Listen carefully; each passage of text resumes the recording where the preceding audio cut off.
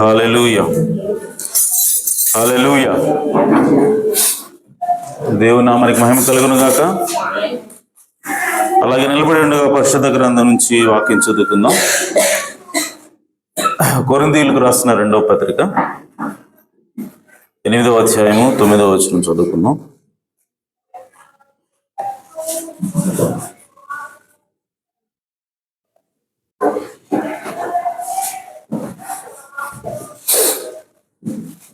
కొరింథీయులకు రాసిన 2వ పత్రిక 8వ అధ్యాయము 9వ వచనం. మీరు మన ప్రభు అయిన యేసు క్రీస్తు కృపను ఎరుగుదురు కదా. ఆయన ధనవంతుడయుండి మీరు తన దారిద్ర్యం వలన ధనవంతులు కావాలని మీ నిమిత్తము దరిద్రుడయ్యను. ఆమేన్. ఆయన ధనవంతుడయుండి మీరు తన దారిద్ర్యం వలన ధనవంతులు కావాలని మీ నిమిత్తము దరిద్రుడయ్యను. దేవుడు తన వాక్యమును దీవించును గాక. తల వంచి చిన్న ప్రార్థన చేసుకున్నాం. జీవాధిపతి, జీవము కలిగిన తండ్రి, మీ ఘనమైన ఉన్నతమైన నామమునకు స్తుతులు స్తోత్రం చెల్లిస్తున్నాం. ఇదిగో దేవా, ఈ ఉదయకాల సమయంలో మీ గొప్ప కృపచేత మమ్మల్ని అందరినీ కూడా ఇక్కడ సమకూర్చినందుకే స్తోత్రం తండ్రి. ప్రభువా, అనేక ప్రమాదాల నుంచి, అనేక ఇక్కట్ల నుంచి మమ్మల్ని తప్పించి ప్రభువా ఈ క్షణంలో మమ్మల్ని ఇట్లా నిలబెట్టినందుకే స్తోత్రం తండ్రి.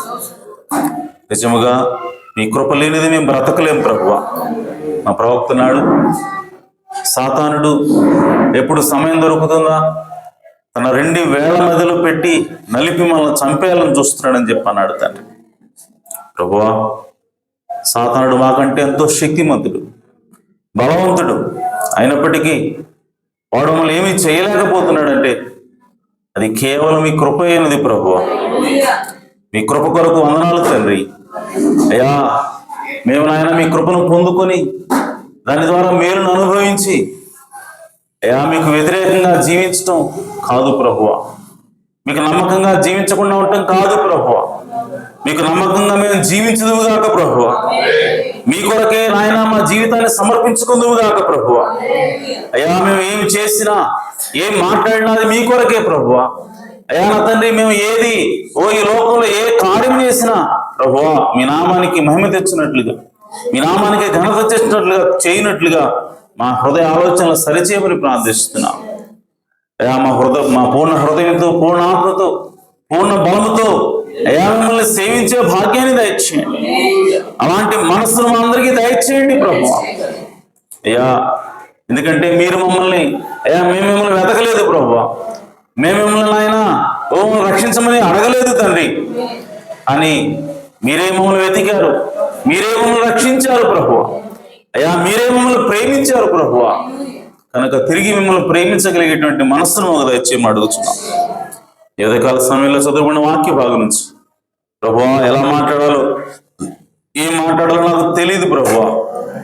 మీరు ఈ రంగం మీదకి వచ్చి మా అందరితో మాట్లాడమని, మా హృదయాలు ఆనందించినట్లుగా, మా హృదయాలు మారునట్లుగా, మా హృదయాలకు నాయన విశ్వాసం వచ్చినట్లుగా ప్రభువా మీరే లేఖనాలు తెరిచి మాట్లాడమని కృప చూపమని. అయ్యా, విత్తబడిన కానుకలను దీవించండి, విత్తిన హృదయాలను ఆశీర్వదించండి, వారి కుటుంబాలకు సమృద్ధిని దయచేయండి, వారు చేయించిన పనులను దీవించమని ఆశ్రయించమని ఆ ప్రభువును రక్షకుడు నాయన యేసు క్రీస్తు నామములో ప్రార్థించడి వేడుకుంటున్నాను పరమ తండ్రి. ఆమేన్, ఆమేన్. దయచేసి కూర్చోవచ్చు.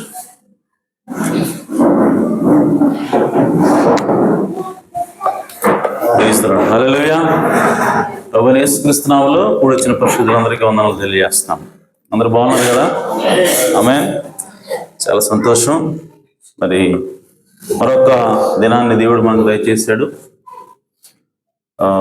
దేవుని యొక్క వాక్యాన్ని ధ్యానించుకుందాం.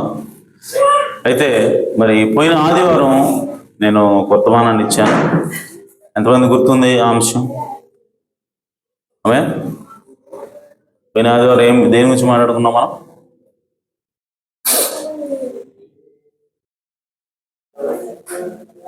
గుర్తులేదు ఎవరికి? మనుష్య కుమారుడు, మనుష్య కుమారుని యొక్క మర్మం. సో ఏదైనా తోటలో ఆది కాండంలో దేవుడు ఆదాముని తయారు చేసినప్పుడు ఏ దేవుడైతే ఆదాముని చేశాడో, ఏ దేవుడైతే ఆదాములో ఉన్నటువంటి ఎముకను బయటికి తీశాడో ఆ దేవుడే వధువుని తయారు చేశాడు ఆదాముకి. ఏ దేవుడైతే వధువుని తయారు చేశాడో ఆ దేవుడే తీసుకొచ్చి మరలా కలుపుతాడు. అంటే దేవుడు ఆదాము యొక్క భార్యని బయటికి తీసినప్పుడు ఆయన ఏ పరిచర్య అయితే కలిగి ఉన్నాడో ఆ భార్యని మళ్ళా తీసుకొచ్చేటప్పుడు కూడా అదే పరిచర్యం కలిగి ఉండాలి. సో తద్వారా అదే దేవుడు తీసిన దేవుడే మళ్ళా కలుపుతూ ఉన్నాడని మనం మాట్లాడుకున్నాం. కాబట్టి యేసుక్రీస్తు ఈ భూమి మీద 2000 సంవత్సరాల క్రితం జీవిస్తున్నప్పుడు ఆయనే వరుడుగా ఉన్నాడు, ఆయనే దేవుడుగా ఉన్నాడు. సో వరుడుగా ఉన్నటువంటి యేసుక్రీస్తు ఎలా ఉన్నాడంటే అప్పుడు మనుష్య కుమారుడు పరిచర్యలో ఉన్నాడు. సో దేవుడు యేసుక్రీస్తు మనుష్య కుమారుడుగా ఉన్నప్పుడు ఆయనలో నుంచి వధువును బయటికి తీశాడు. ఆ కలువరి శిలువలో పట్టడం ద్వారా, ఆ తర్వాత పెంతెకొస్తు దినాన ఆత్మను కుమ్మరించడం ద్వారా, కొంచెం సో కుమ్మరించడం ద్వారా ఒక వధువుని ఆయన బయటికి తీశాడు. 2000 సంవత్సరాలుగా ఆ వధువుని ఆయన కడుతూ ఉన్నాడు.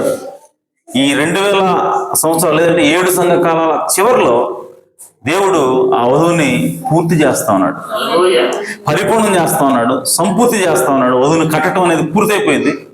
సో కాబట్టి మరలా ఆ వధువుని ఎక్కడ తీసుకెళ్ళాలి? ప్రభు అయిన యేసుక్రీస్తు దగ్గరికి తీసుకెళ్ళాలి. ఈ వధువు ఎక్కడి నుంచి అయితే వచ్చిందో మరలా అక్కడికి ఆమె తీసుకుని పోవాలి. సో వాళ్ళిద్దరిని కూడా ఏకం చేయాలి. సో ఏకం చేసే పరిచర్య కూడా ఏమై ఉండాలి? మనుష్య కుమారుడు పరిచర్య ఉండాలి. హల్లెలూయా. అంటే దేవుడు ఈ భూమి మీద తనలో నుంచి ఒక భాగాన్ని తీసినప్పుడు ఆయన మనుష్య కుమారుడుగా పనిచేస్తా ఉన్నాడు. అలాగే ఆ తీసినటువంటి వధువు మరలా ఇప్పుడు అదే యేసుక్రీస్తుని కలుసుకోవడానికి వచ్చినప్పుడు మరలా మనుష్య కుమారుడుగానే దేవుడు రావాల్సిన అవసరం ఉన్నది. హల్లెలూయా. కాబట్టి ఈరోజు ఆ పరిచర్య ఎవరిలో నెరవేరుతా ఉంది అంటే ప్రవక్త విలియం మరియం బ్రహ్మలో నెరవేరుతా ఉన్నది. హల్లెలూయా.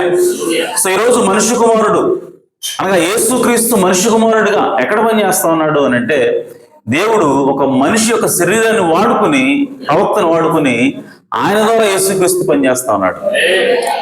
అందుకోసమే ప్రవక్తకి చిన్నతనంలోనే, ఆయనకి బహుశా 7 సంవత్సరాల వయసులో సుడిగాలోంచి దేవుడు మాట్లాడాడు. ఏమనంటే, పెద్దవాడైన తర్వాత నీతో నాకు ఒక పని ఉన్నది, కాబట్టి నీ శరీరాన్ని నువ్వు ఏ అపవిత్రమైన కార్యంతో కూడా నువ్వు దాన్ని పాడు చేయొద్దు, మద్యంతో పాడు చేయొద్దు, స్త్రీలతో పాడు చేయొద్దు, ఈ విధంగా అనేక రకమైనటువంటి లోక కార్యాలతో దాన్ని నువ్వు పాడు చేయొద్దు, ఎందుకంటే నీ దేహంతో నాకు ఒక పని ఉన్నది అన్నాడు ఆయన. ఆ తర్వాత ప్రవక్త అన్నాడంటే ఆయన నా దేహాన్ని అద్దెకు తీసుకున్నాడు అన్నాడు. సో దేవుడు నా లోపలికి వచ్చి నేను పక్కకి వెళ్ళిపోతున్నాను అన్నాడు ఆయన. అంటే ఈరోజు యేసుక్రీస్తు ఒక వ్యక్తిని సంపూర్ణంగా నియంత్రణ కలిగి ఆ వ్యక్తిలోకి వచ్చి పనిచేసినట్టు సందర్భం ఏమిటంటే అది మనుష్య కుమారుని పరిచర్య అన్నది. హల్లెలూయా. కాబట్టి ప్రియ సోదరి సోదరులారా, ఈరోజు చాలా మంది ప్రవక్త గురించి వాళ్ళు సవాల్ చేస్తూ ఉంటారు. ఆయన ఏం చెప్పాడు, అది అబద్ధం చెప్పాడు, ఇది తప్పు చెప్పాడు, అది ఒప్పు చెప్పాడు. సో ఆయన ఆ డాక్టర్ని సరిగా అర్థం చేయలేదు, ఆయన ఇక్కడ ఒక మాట చెప్పాడు, అక్కడ మాట చెప్పాడు అని చాలా రకాలుగా విమర్శిస్తూ ఉంటారు. అయితే నేను ఒక మాట చెప్తాను, అదేంటంటే నీవు రాయబడినటువంటి వాక్యంతో శరీరం దాల్చిన వాక్యాన్ని సవాల్ చేయలేవు. ఈరోజు దేవుడు శరీరం దాల్చిన వాక్యం ఎవరు అని అంటే, ఆ గడికి దేవుడు ఏదైతే వాగ్దానం చేశాడో, ప్రవక్త కావచ్చు, లేదా ఇంకేదైనా సరే ఒక సంఘటన లేదంటే ఒక ప్రవచన దేవుడు వాగ్దానం చేసినప్పుడు ఆ వాగ్దానం నెరవేరటమే శరీరం దాల్చటమైనది వాక్యం. హల్లెలూయా. సో అలా శరీరం దాల్చినటువంటి వాక్యాన్ని మనము రాయబడిన వాక్యంతో ప్రశ్నించలేము, రాయబడిన వాక్యంతో దాన్ని సవాల్ చేయలేము. ఆమేన్. సో రాయబడిన వాక్యంతో దానికి వ్యతిరేకంగా వాదించలేము. యేసుక్రీస్తుకి యూదులు చేసింది కూడా అదే. యేసుక్రీస్తు ఎవరు అంటే ఆ రోజుల్లో నెరవేర్చబడిన వాక్యమే అన్నాడు. యేసుక్రీస్తు ఎవరంటే ఆ రోజుల్లో ఆయన శరీరం దాల్చిన వాక్యమే అన్నాడు.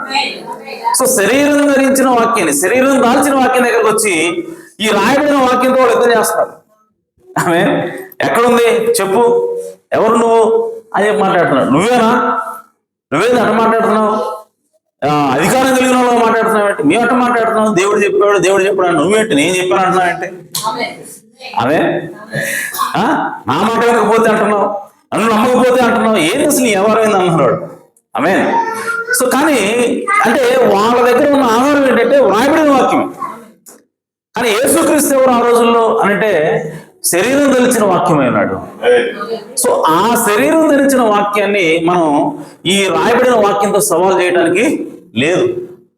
ఆమె ఈరోజు చాలా మంది అడుగుతారు, నీకు ఎవరు చెప్పారు, 7 ముద్రలు అంటావు, నువ్వు దేవదూతలు అంటావు, ముద్రలు అంటే తెల్లగుర్రం మీద కూర్చున్నాడు యేసుక్రీస్తు కాదు సాతాను అంటావు, ఎవరు చెప్పారు, ఎలా చెప్పారు? పండితులంతా కూడా ఒకటి చెప్తుంటే నువ్వెవరో 7th క్లాస్ కూడా పాస్ కాలేదు, నువ్వెవరో చెప్పడానికి అంటున్నారు.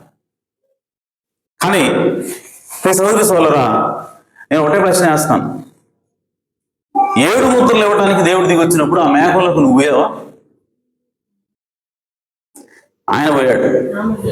ఆమె అంటే నేనేమంటానంటే ఈ వాక్యాన్ని వివరించడానికి, ఈ వాక్యానికి అర్థం చెప్పడానికి దేవుడే వాక్యానుసారంగా ప్రవచనానుసారంగా ఒక వ్యక్తిని నిరూపించినప్పుడు, ఒక వ్యక్తికి అధికారం ఇచ్చినప్పుడు ఆ వ్యక్తిని సవాల్ చేయడానికి నువ్వు ఎవరు, ఆ వ్యక్తిని క్వశ్చన్ చేయడానికి నీకున్న అర్హత ఏంటి అడుగుతున్నాను నేను.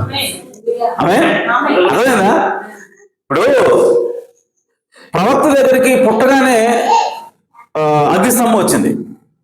ఈరోజు నువ్వు వచ్చేమంటున్నావు అంటే అదంతా అబద్ధం, ఎవడు చెప్పాడు అగ్నిస్తంభం వచ్చింది, నువ్వు చూసావా అని అడుగుతున్నావు. నేనేమంటానంటే ఆయన దగ్గరికి అగ్నిస్తంభం వచ్చింది, నీ దగ్గరికి ఏమైనా వచ్చిందా నువ్వు చెప్పి నువ్వు నమ్మడానికి? ఆయన కనీసం క్లెయిమ్ చేస్తాడు, భయ్ అవునా నా దగ్గరికి వచ్చింది అని ఆయన చెప్తున్నాడు. నువ్వు ఎప్పుడైనా కనీసం అబద్ధానికైనా చెప్పిన మాట చెప్పలేదు కదా, మరి నీ మాట ఎక్కడ నమ్మాలి మేము? అవే సో ఆయన చెప్పలేదు కాదు, ఆయన జీవితంలో మాకు కనబడతా ఉంది. హల్లెలూయా. సో ఆయన చెప్పలేదు నమ్మట్లేదు మేము, ఆయన జీవితంలో జరిగిన కార్యాలు నిరూపిస్తున్నాయి. హల్లెలూయా.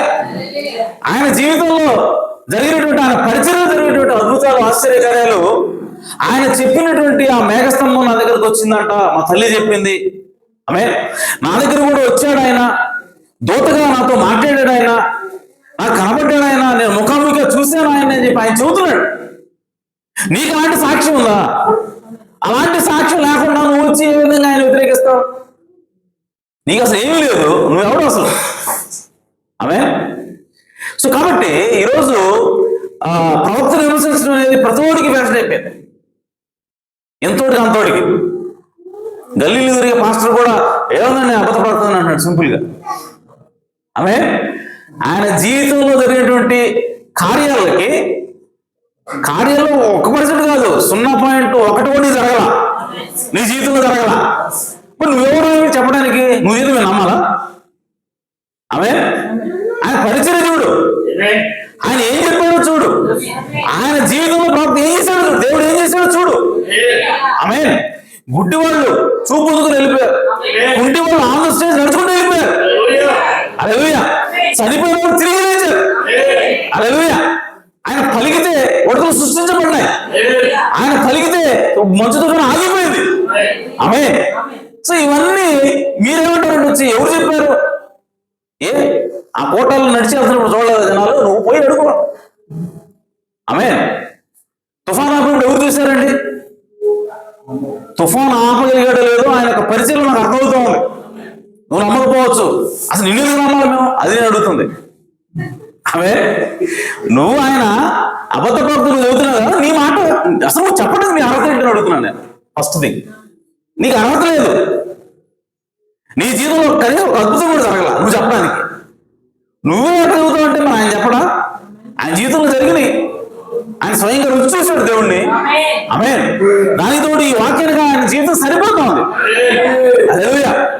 కాబట్టి ఈరోజు ఎవరైనా సరే దయచేసి ఏ సహోదరుడైనా సరే, ఏ సంఘశాఖ సహోదరుడు ఎవరైనా సరే ప్రవక్తని క్వశ్చన్ చేసే ముందు నీ అర్హత ఏంటో ఒకసారి పరిశీలన చేసుకో. హల్లెలూయా. కాబట్టి ఎవరి జీవితం మేము ఆమె ఎవడు పడితేవాడు ప్రవక్తని విమర్శిస్తే మేము దాన్ని స్వీకరించాం. ఫస్ట్ క్వశ్చన్ ఏంటంటే నీ అర్హత ఏంటో చెప్పని అడుగుతాం మేము. నీ అర్హత ఏంటి అసలు? నువ్వెందుకు నీ అసలు నీ జీవితంలో దేవుడు చేశాడు చెప్పు ముందు. ఆయన జీవితంలో ఇప్పుడు కంపేర్ చేద్దాం. ఆమె ఈరోజు ప్రవక్తకి అగ్నిస్తంభం కనపడింది, ఆయన నా కుడివైపులు ఇప్పుడు ఉంటా ఉన్నాడని చెప్పి ప్రవక్త చెప్తా వస్తా ఉన్నాడు. అయితే ఒకరోజు దైవిక స్వస్థత లేదు, దేవుడు స్వస్థపరచడు అని ఒక పాస్టర్ గారు ఒకళ్ళతో తీసుకుని ప్రవక్త ప్రాణం గారికి సవాలు విసురుతా ఉన్నాడు. మీకు దమ్ముంటే రండి, చర్చ చేద్దాం, మీరు నిరూపిస్తాను, మీరు తప్పు నిరూపిస్తాను, మీరందరూ కూడా దొంగ బోధలు చేస్తా ఉన్నారు, దేవుడు ఎక్కడ కూడా స్వస్థపరచడు, అదంతా ఒకప్పుడు ఇప్పుడు కాదు అని చెప్పి ఒక బాప్టిస్ట్ పాస్టర్ గారు ప్రవక్త ప్రాణం గారిని సవాల్ చేస్తా వచ్చాడు చాలా రోజులు. ఆ సమయంలో ప్రవక్త ప్రాణం గారితో తిరిగేటువంటి అనేక మందిలో ఒక పాస్టర్ గారు ఉండే ఎఫ్ఎఫ్ బోస్వర్త్ అని, ఆయన పెద్ద సీనియర్ పాస్టర్. ఆయన రోషం తెచ్చుకొని, ఏంటయ్యా ఇన్ని సంవత్సరాలుగా మనం క్యాంపెయిన్స్ నడుపుతూ ఉన్నాం, కూడికలు పెడతా ఉన్నాం, దేవుడు ఎన్నో స్వస్థత కార్యాలు చేశాడు, ఎన్నో అద్భుతాలు చేశాడు, వీడోడు వచ్చి దేవుడు స్వస్థపడుతున్నాడు, సో మనం పోయి మాట్లాడాలి కదా అని ప్రవక్త అన్నప్పుడు ప్రవక్త అన్నాడు, బ్రదర్ మీరు కూడా వెళ్ళొద్దు, నేను కూడా వెళ్ళను. ఎందుకంటే డిబేట్స్ ద్వారా, అంటే ఏమంటారు దాన్ని, చర్చలు కాదు డిబేట్స్ అంటే వాదోపవాదాలు. సో వాదోపవాదాల ద్వారా మనం దేవుణ్ణి ఘనపరచలేము, దేవునికి ఏమి మేలు చేయలేము. కాబట్టి మనం వెళ్ళొద్దు బ్రదర్ అని చెప్పినప్పుడు ఎఫ్ఎఫ్ బోస్వర్త్ అన్నాడు, బ్రదరు మీరు రాకపోతే నాకన్నా పర్మిషన్ ఇవ్వండి, నేనన్నా పోయి మాట్లాడతాను అని చెప్పంటే, సరే బ్రదర్ మీ ఇష్టం, నేనైతే రాను అని చెప్పి అన్నాడు ఆయన. అన్న తర్వాత ఈయన ఎఫ్ఎఫ్ బోస్వర్త్ అతనికి మెసేజ్ పంపించాడు, అబ్బాయి నేను వస్తాను, మాట్లాడతాను, నువ్వు డేట్ ఫిక్స్ అయ్యి, వెన్యూ ఫిక్స్ అయ్యి, వేదిక ఫిక్స్ అయ్యి, ఎక్కడ మాట్లాడదాం అక్కడ మాట్లాడదాం అని చెప్పంటే అతను దాన్ని స్వీకరించి వేదిక డేటు అన్ని ఫిక్స్ చేసి మొత్తం అనౌన్స్మెంట్ చేసాడు. పలానా రోజు పలానా స్థలంలో దైవిక స్వస్థత లేదని మేము మాట్లాడబోతున్నాం, ఇదిగో పాస్టర్ ఎఫ్ఎఫ్ బోస్వర్త్ గారు ఏమో దైవిక స్వస్థత ఉందని మాట్లాడబోతా ఉన్నాడు. మరి నేను, ఆయన పేరు గుర్తులేదు నాకు, పాస్టర్ గారు, నేను దైవిక స్వస్థత లేదని వాదించబోతున్నాను, సో మీరందరూ రండి అని ప్రజలకి వాళ్ళు అనౌన్స్మెంట్ చేశారు. చేసిన తర్వాత ఆ రోజు రానే వచ్చింది. అయితే ప్రవక్త ప్రార్థన చేస్తున్నాడు, ప్రభువా మరి ఈ విధంగా వాళ్ళు మాట్లాడుతున్నారు, మరి నేను వెళ్ళనా వద్దా అని చెప్పి అంటే దేవుడు వద్దు అని చెప్పి అంటా ఉన్నాడు. ఈలోపు చివరికి ప్రవక్త ప్రాణం గారు దేవుడిని అడిగినప్పుడు, అంటే ఆ సంఘటన నాకు ఎగ్జాక్ట్ గుర్తులేదు, ఆయన సరే నేను మాట్లాడను, ప్రవక్త ఏమనుకున్నాడంటే నేను అక్కడికి పోయి మాట్లాడను, అసలు ఏం వరకు చూస్తానని చెప్పి అక్కడ పోయి ఎక్కడో జనాలు కూర్చున్నాడు ఆయన. ఆమె కూర్చున్నప్పుడు వీళ్ళిద్దరి మధ్య కూడా వాడి వేడి చర్చ జరుగుతున్నప్పుడు ఆయన వచ్చి మాట్లాడుతూ ఉన్నాడు, ఈయన్ని అవమానపరుస్తూ మాట్లాడుతూ ఉన్నాడు, ప్రాణం గారు అంటే దేవుడు స్వస్థపరుస్తాడు అని మాట్లాడిన వ్యక్తిని అవతల వ్యక్తి అవమానిస్తా ఉన్నాడు. సో ఆ విధంగా మాట్లాడుతూ ఉన్నప్పుడు ఎఫ్ఎఫ్ బోస్వర్త్ లేచి, సహోదరుడు ప్రాణం ఇక ఫైనల్ క్లైమాక్స్కి వచ్చింది ఏంటి ఈ వాదన. సో కాబట్టి ఈసారి ఇప్పుడు మాత్రం నువ్వు ఎక్కడే ఉన్నావు నాకు తెలుసు, ఏంటి జనాల్లో ఉన్నావు ఆడియన్స్ లో, ఏంటి నువ్వు రావాలి ఇక్కడికి, నువ్వు వచ్చి ఫైనల్గా ఒక మాట చెప్పు అని చెప్పి అన్నప్పుడు ప్రవక్త ప్రాణం గారు లేచి వెళ్ళి ఆయన ఒకటే మాట అన్నాడు, దైవిక స్వస్థత ఉందని, దేవుడు స్వస్థపరుస్తాడని మీలో ఎంతమంది నమ్ముతున్నారు అని చెప్పి నిలబడడం అంటే చాలా మంది నిలబడ్డారు అక్కడ. నిలబడితే అప్పుడు ఆయన అన్నాడంట, నిలబడిన మీ అందరిలో దైవిక స్వస్థత లేదు అని వాదిస్తున్నట్టు ఈ పాస్టర్ గారు ఏవైతే ఉన్నారో, ఆ పాస్టర్ గారి చర్చిలో వాళ్ళు ఎవరు ఉన్నారో వాళ్ళు మాత్రం నిలబడిన మిగతా కూర్చుంటున్నాడంట. కూర్చోబట్టి చాలా మంది నిలబడుతున్నారంట. అప్పుడు ప్రవక్త అన్నాడు, దేవుడు స్వస్థపరుస్తాడని ప్రతిరోజు మీ చర్చకు వచ్చే మీ సంఘ సభ్యులే సాక్ష్యం ఇస్తున్నారు. ఆమేన్. కాబట్టి దీనికి మీరేం చెప్తారు అన్నాడు ఆయన. ఆమేన్. సో కాబట్టి ఆ విధంగా ఆ ప్రవక్త దాన్ని ముగించాడు. ఆ సమయంలో వాళ్ళు ఫోటోలు తీశారు. ఆయనే ప్రత్యేకంగా ఫోటోగ్రాఫర్ని పెట్టి, ఎవరు దేవుడు స్వస్థపరచడం అన్న వ్యక్తి ఆ ఫోటోగ్రాఫర్ని పెట్టి ఫోటోలు తీస్తా ఉన్నాడు. చాలా ఫోటోలు తీశాడు మొదటి నుంచి. ప్రవక్త వచ్చి మాట్లాడి కూడా ఫోటోలు తీశాడు ఆయన. అయితే ఆ ఫోటోలు కడగడానికి వాళ్ళు ల్యాబ్ తీసుకుపోయినప్పుడు దాని డాక్టర్ పోయి కడిగినప్పుడు చాలా ఫోటోలు తీశారు. అన్ని ఫోటోలు నల్లగైపోయినట్టు, ఏం కనపట్ల. అన్ని ఫోటోలు పోయినాయి. ఒకే ఒక్క ఫోటో ఉందంట దానిలో. అదే మొదటి నుంచి తీసిన ఫోటోలన్నీ కూడా పోయి చివరిలో తీసిన ఒకే ఒక్క ఫోటో ఉందంట. ఆమేన్. ఆ ఫోటో ఏంటి అంటే ప్రవక్త ప్రాణం గారి ఫోటో. ఆ ప్రవక్త ప్రాణం గారి ఫోటోలో ఏముందంటే ఆ తల మీద కుడివైపున ఒక అగ్నిస్తంభం కనపడతా ఉంది. హల్లెలూయా.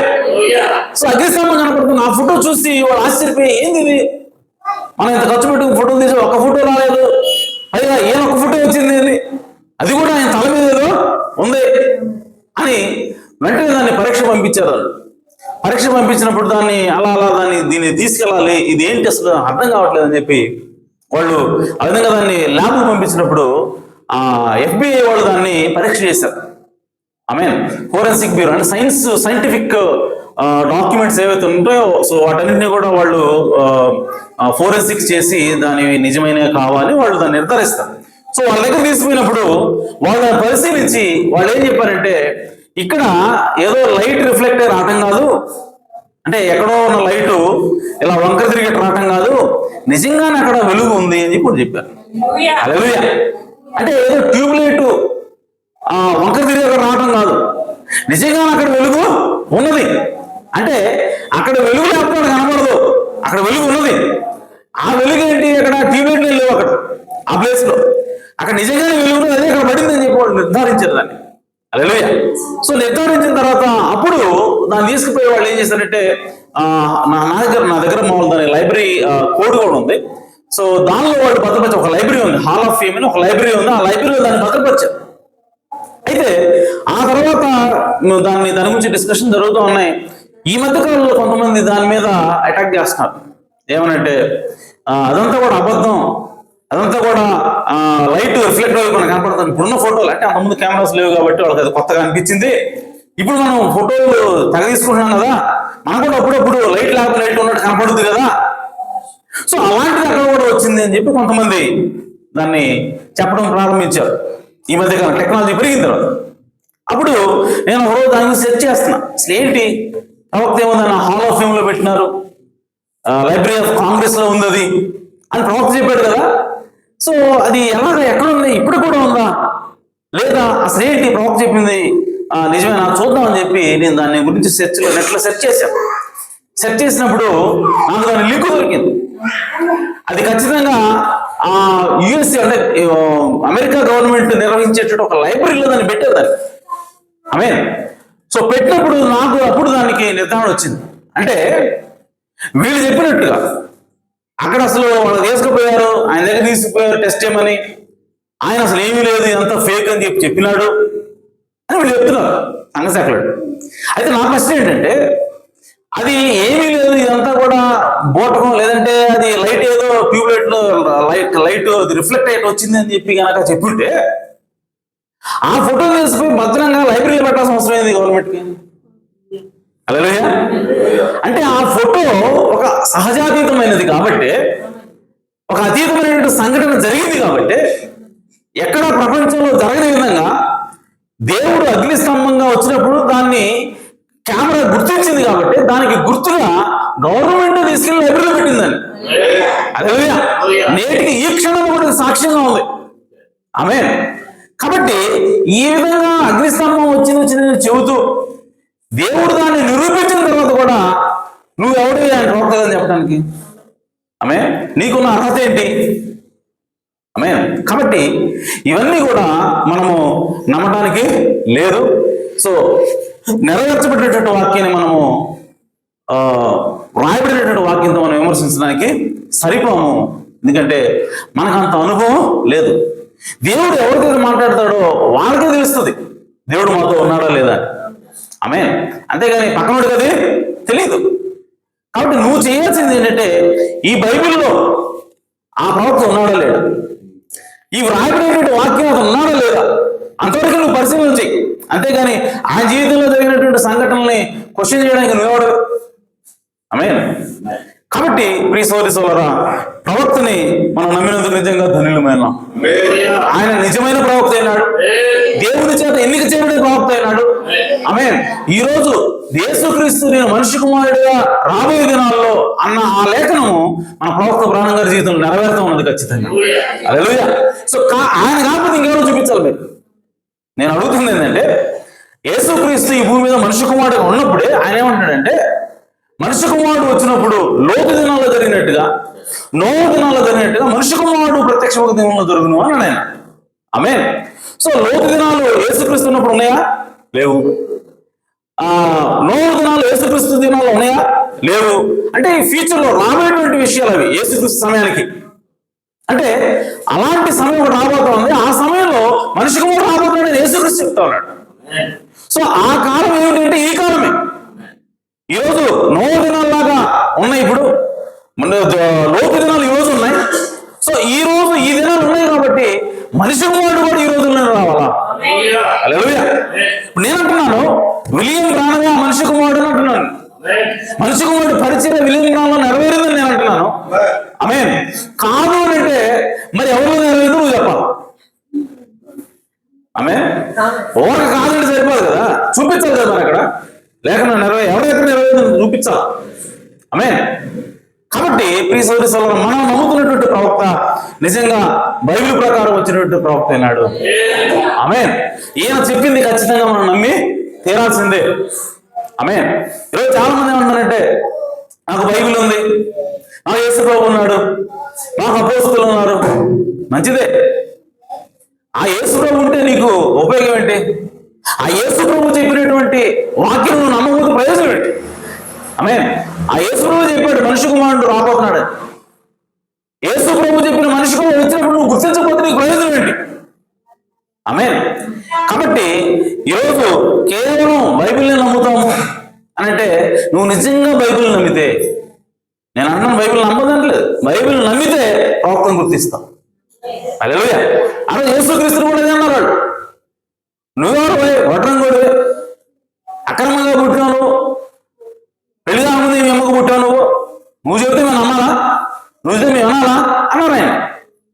అప్పుడు ఆయన ఏమన్నాడు, ఇంకా వాళ్ళు ఏమన్నారంటే నువ్వు చెప్పేది ఏంటి, నాకు మోషే ఉన్నాడు, ఆమేన్, నాకు ప్రవక్తలు ఉన్నారు, నాకు ధర్మశాస్త్రం ఉంది అని వాళ్ళు చెప్పినప్పుడు యేసు ప్రభు ఒకటే అన్నాడు, అరే మీరు కనుక మోషేని నమ్మి ఉంటే, ఆమేన్, ఏమన్నాడు, మీరు నిజంగా మోషేని నమ్ముంటే నన్ను కూడా నమ్ముతారు కదా అన్నాడు ఆయన.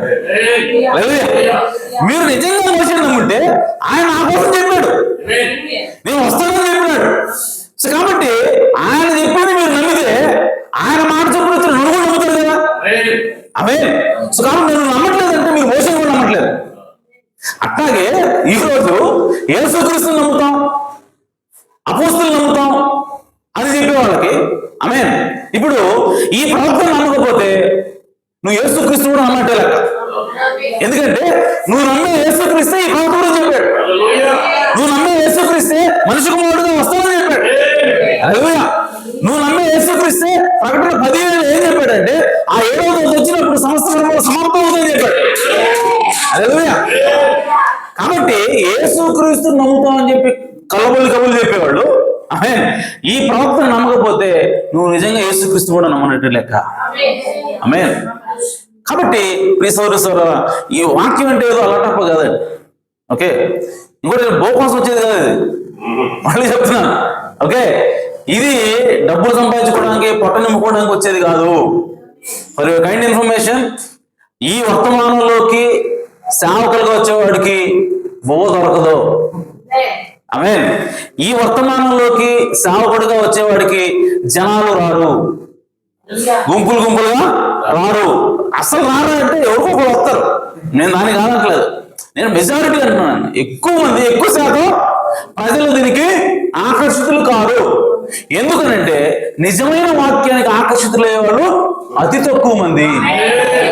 ఇది నేను చెప్పట్లేదు, బైబిల్ చెప్తా ఉంది. ఆమేన్.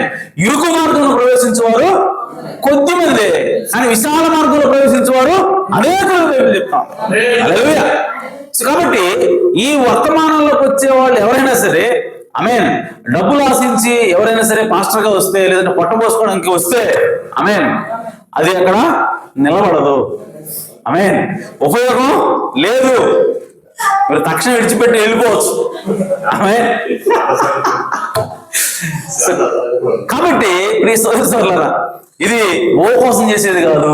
ఈరోజు పోయిన ఆదివారం మన అంశం ఏంటంటే మనుష్య కుమారుడు యొక్క మర్మం.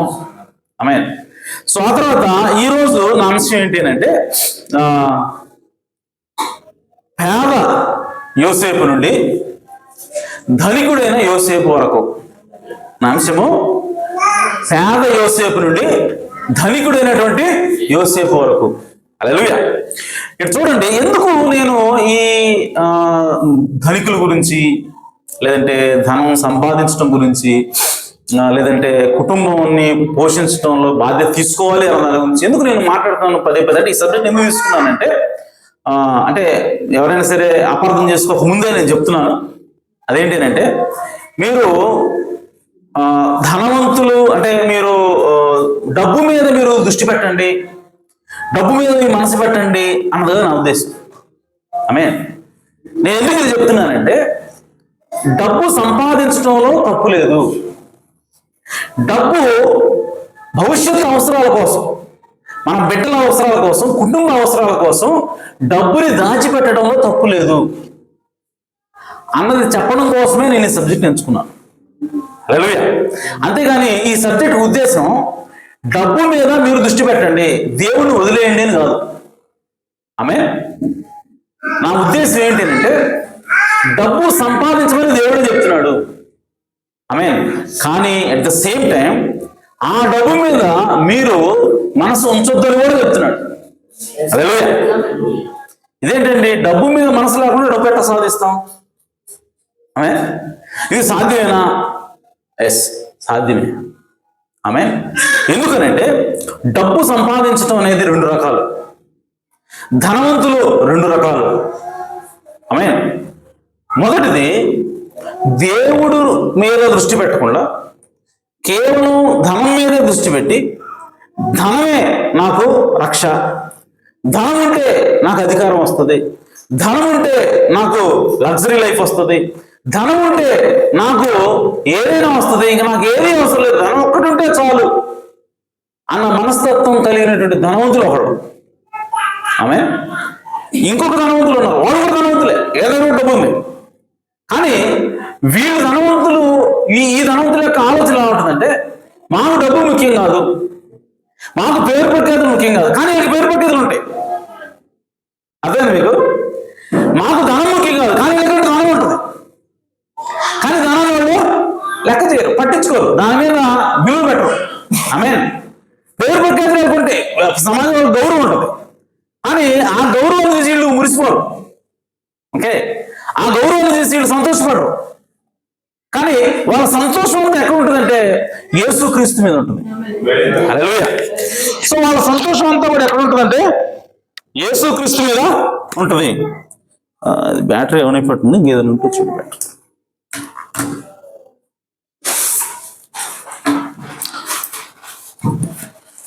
ఇది ఆన్ చేయలేదు.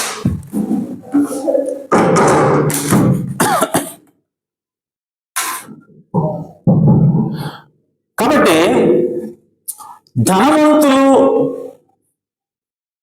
ధనవంతులుగా ఉండటం తప్పు కాదు. నేను అంతకుముందు చెప్పా, యేసుప్రభు నా ప్రశ్న అడిగారు, వంట శృతి పెద్దంలో దొరకటం కంటే ధనవంతుడు పరలోకం పోవటం అసాధ్యం అని ఆయన. అప్పుడు అంటే శిష్యులు ఉన్నారంటే అట్లయితే ఎవరు రక్షించబడతాడు?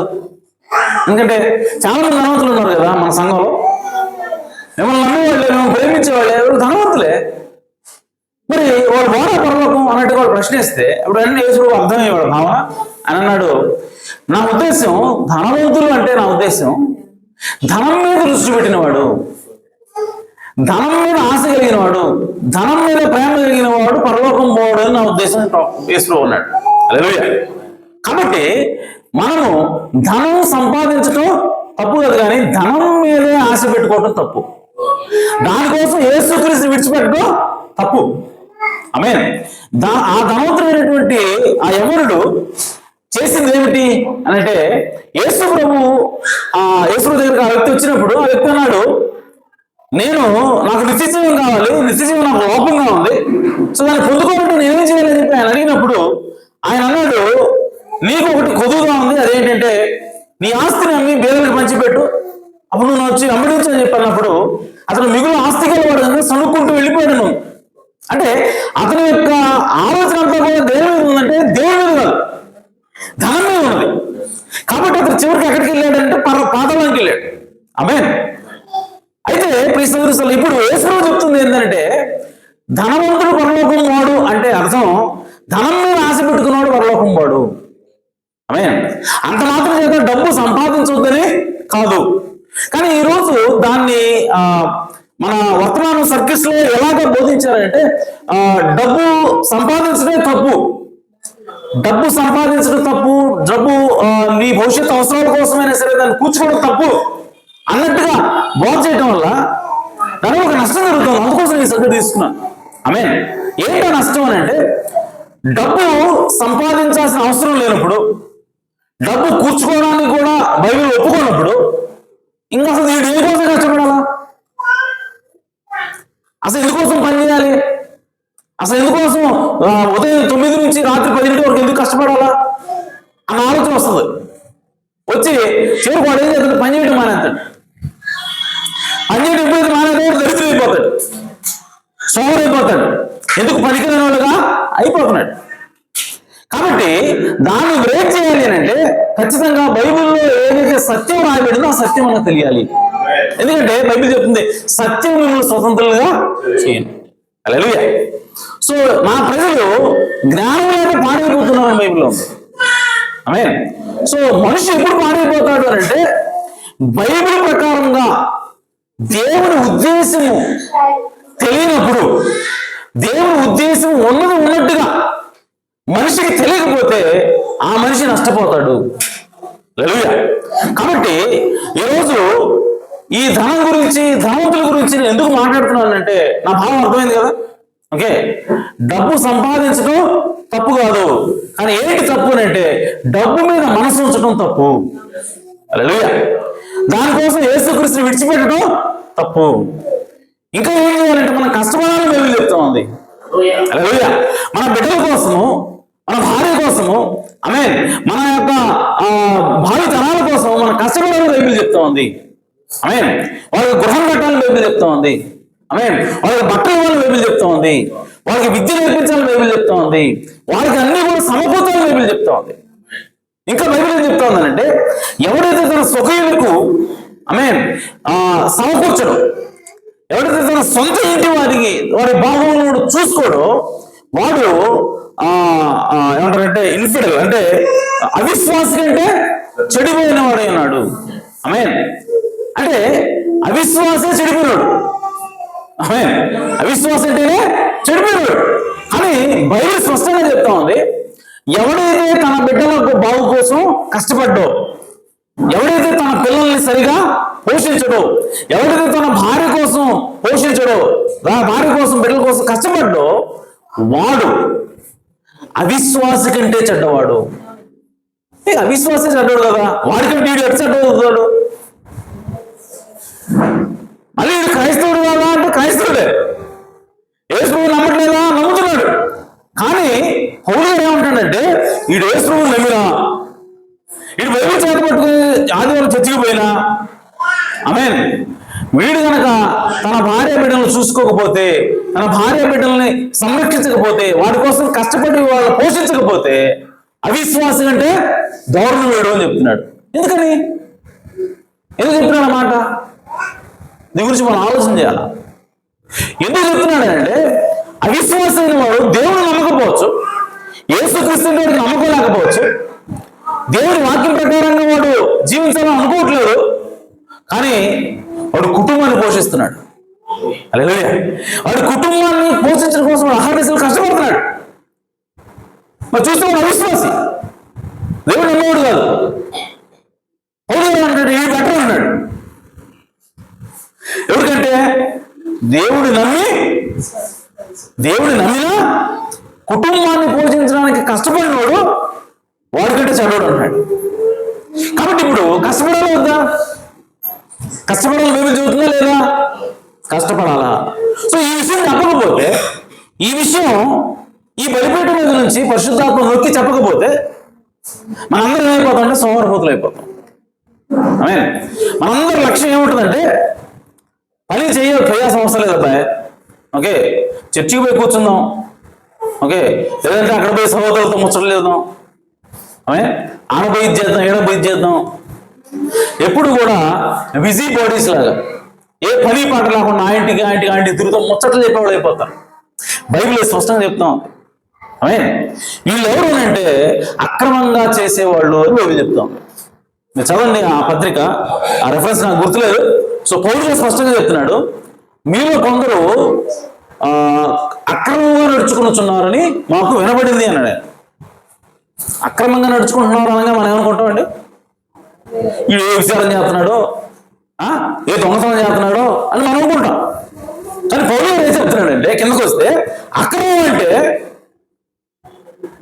కష్టపడి పని చేయకపోవటం అన్నాడు ఆయన. ఏమంటాడు? కష్టపడి పని చేయకపోవటం.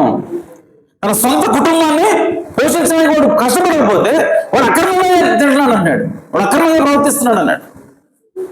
సో ఆ విధంగా మీరు అక్రమంగా ఉండకూడదని పౌరులైనటువంటి నేను, పాస్టర్ అయినటువంటి నేను, మీరిచ్చే కానుకల మీద, వ్యసన భాగాల మీద బతకగలిగినటువంటి అధికారం నేను అవన్నీ కూడా వదిలేసుకొని నేను కూడా ధ్యానాలు కొట్టుకొని నా డబ్బులు నేను సంపాదించుకుంటా, నా తిండి నేను సంపాదించుకుంటా, మీ మధ్య స్వార్థ ప్రకటిస్తున్నాను అన్నాడు ఆయన.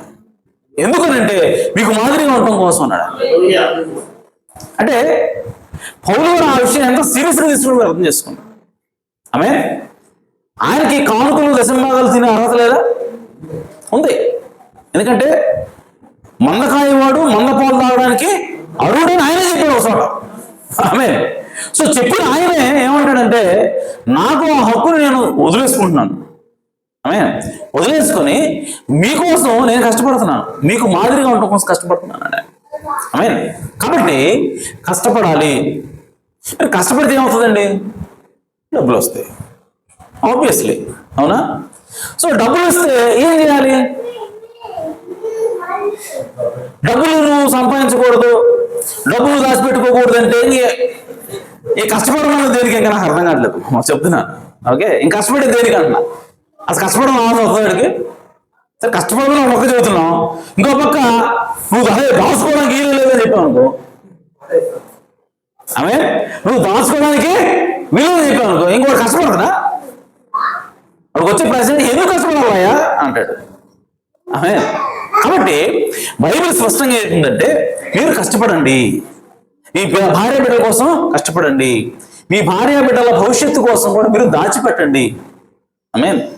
సో తల్లిదండ్రులు పిల్లల కొరకు ఆస్తిని సమకూర్చగలను కదా అన్నాడు పౌలు గారు. అన్నాడా? కాబట్టి సమకూర్చాల్సిన బాధ్యత ఎవరి మీద ఉంది? తల్లిదండ్రుల మీద ఉంది. కాబట్టి వాళ్ళు కష్టపడతారు, సమకూరుస్తారు. భవిష్యత్తు కోసం వాళ్ళకి సిద్ధం చేస్తారు, సిద్ధం చేయాలని మేము చెప్తాం.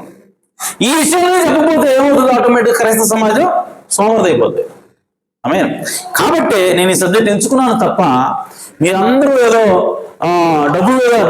డబ్బు కోసం ఎంపలాడండి, ఇక చర్చి దేవుడు వదిలేసి మీరు డబ్బు మీద పడండి అని చెప్పాలన్న ఉద్దేశం నాకు లేదు. అండ్ ఇంకోటి ఏంటంటే అసలు యేసుక్రీస్తు ఎవరు? యేసుక్రీస్తు పేదోడా ఉన్నాడా అంటే ఏం చెప్తారు మీరు? యేసుక్రీస్తు ధనవంతుడా పేదోడా? పెద్ద ప్రశ్న ఇదిగా కదా. సో చూడండి, ఇప్పుడే మనం చదువుకున్నాం కొరింథీయులకు రాసిన 2వ పత్రిక 8వ అధ్యాయం 9వ వచనం. ఏమంటాడు ఆయన?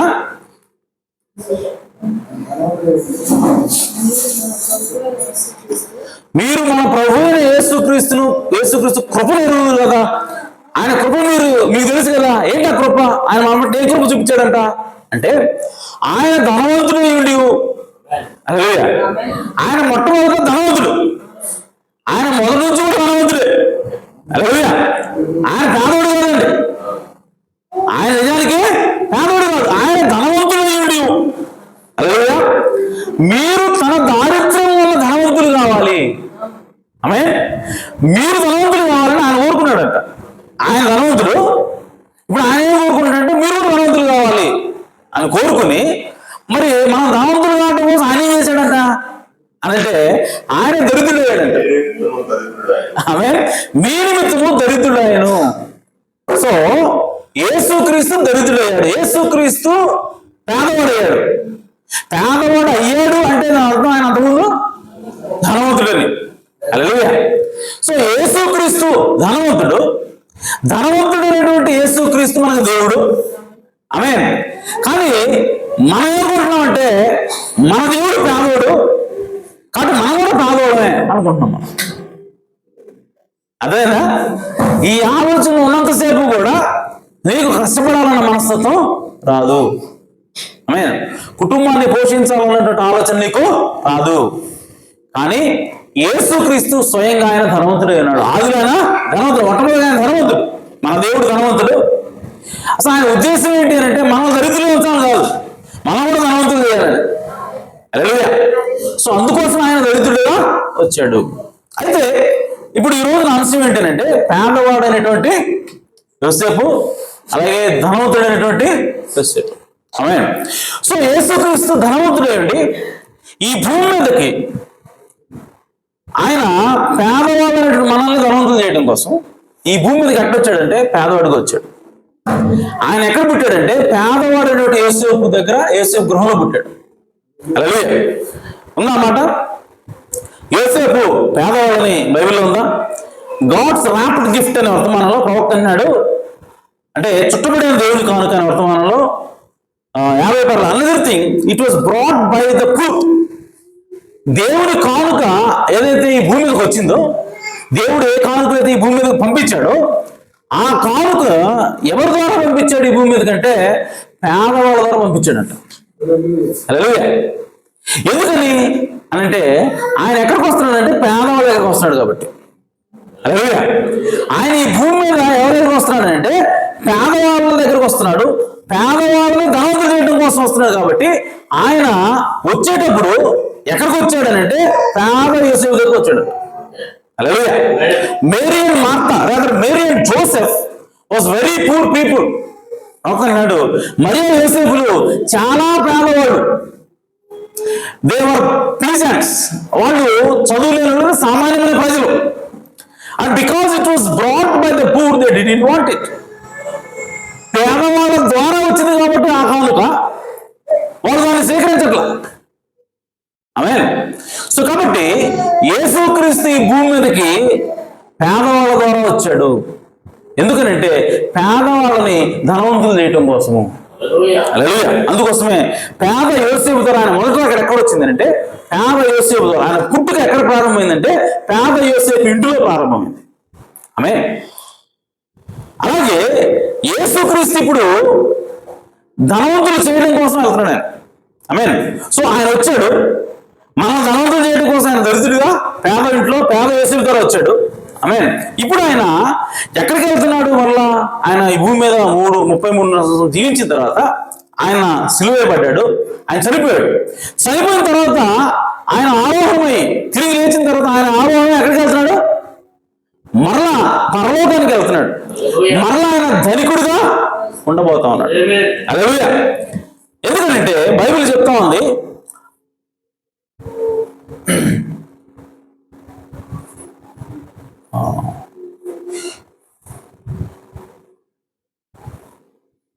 ఆ లేఖనం ఇస్తాను మీకు.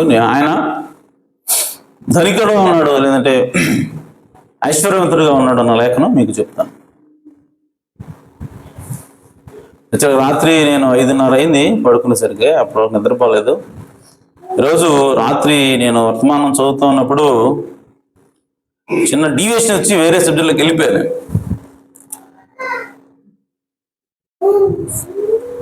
కాబట్టి దీన్ని సార్ట్ అవుట్ చేయడానికి నాకు టైం సరిపోలేదు. సో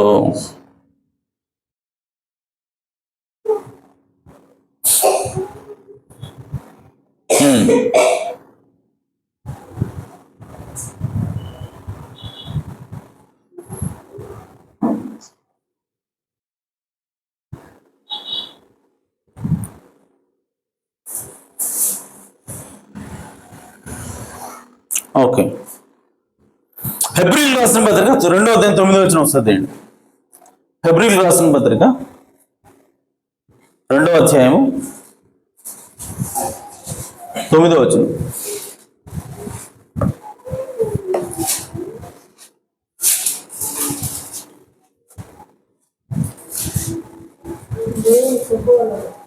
దేవుని కృప వలన ఆయన ప్రతి మనుషుని కొరకు మరణం అనుభవించినట్లు దూతల కంటే కొంచెం తక్కువ వాడిగా చేయబడిన యేసు మరణం పొందినందున. సో యేసుక్రీస్తు ఈ భూమి మీద వచ్చినప్పుడు ఆయన ఎలా చేయబడ్డాడంటే దూతల కంటే తక్కువ వాడిగా చేయబడ్డాడు. అంటే ఆయన యొక్క ఎస్టేట్ని, ఆయన యొక్క ఏమంటారంటే ఆయన యొక్క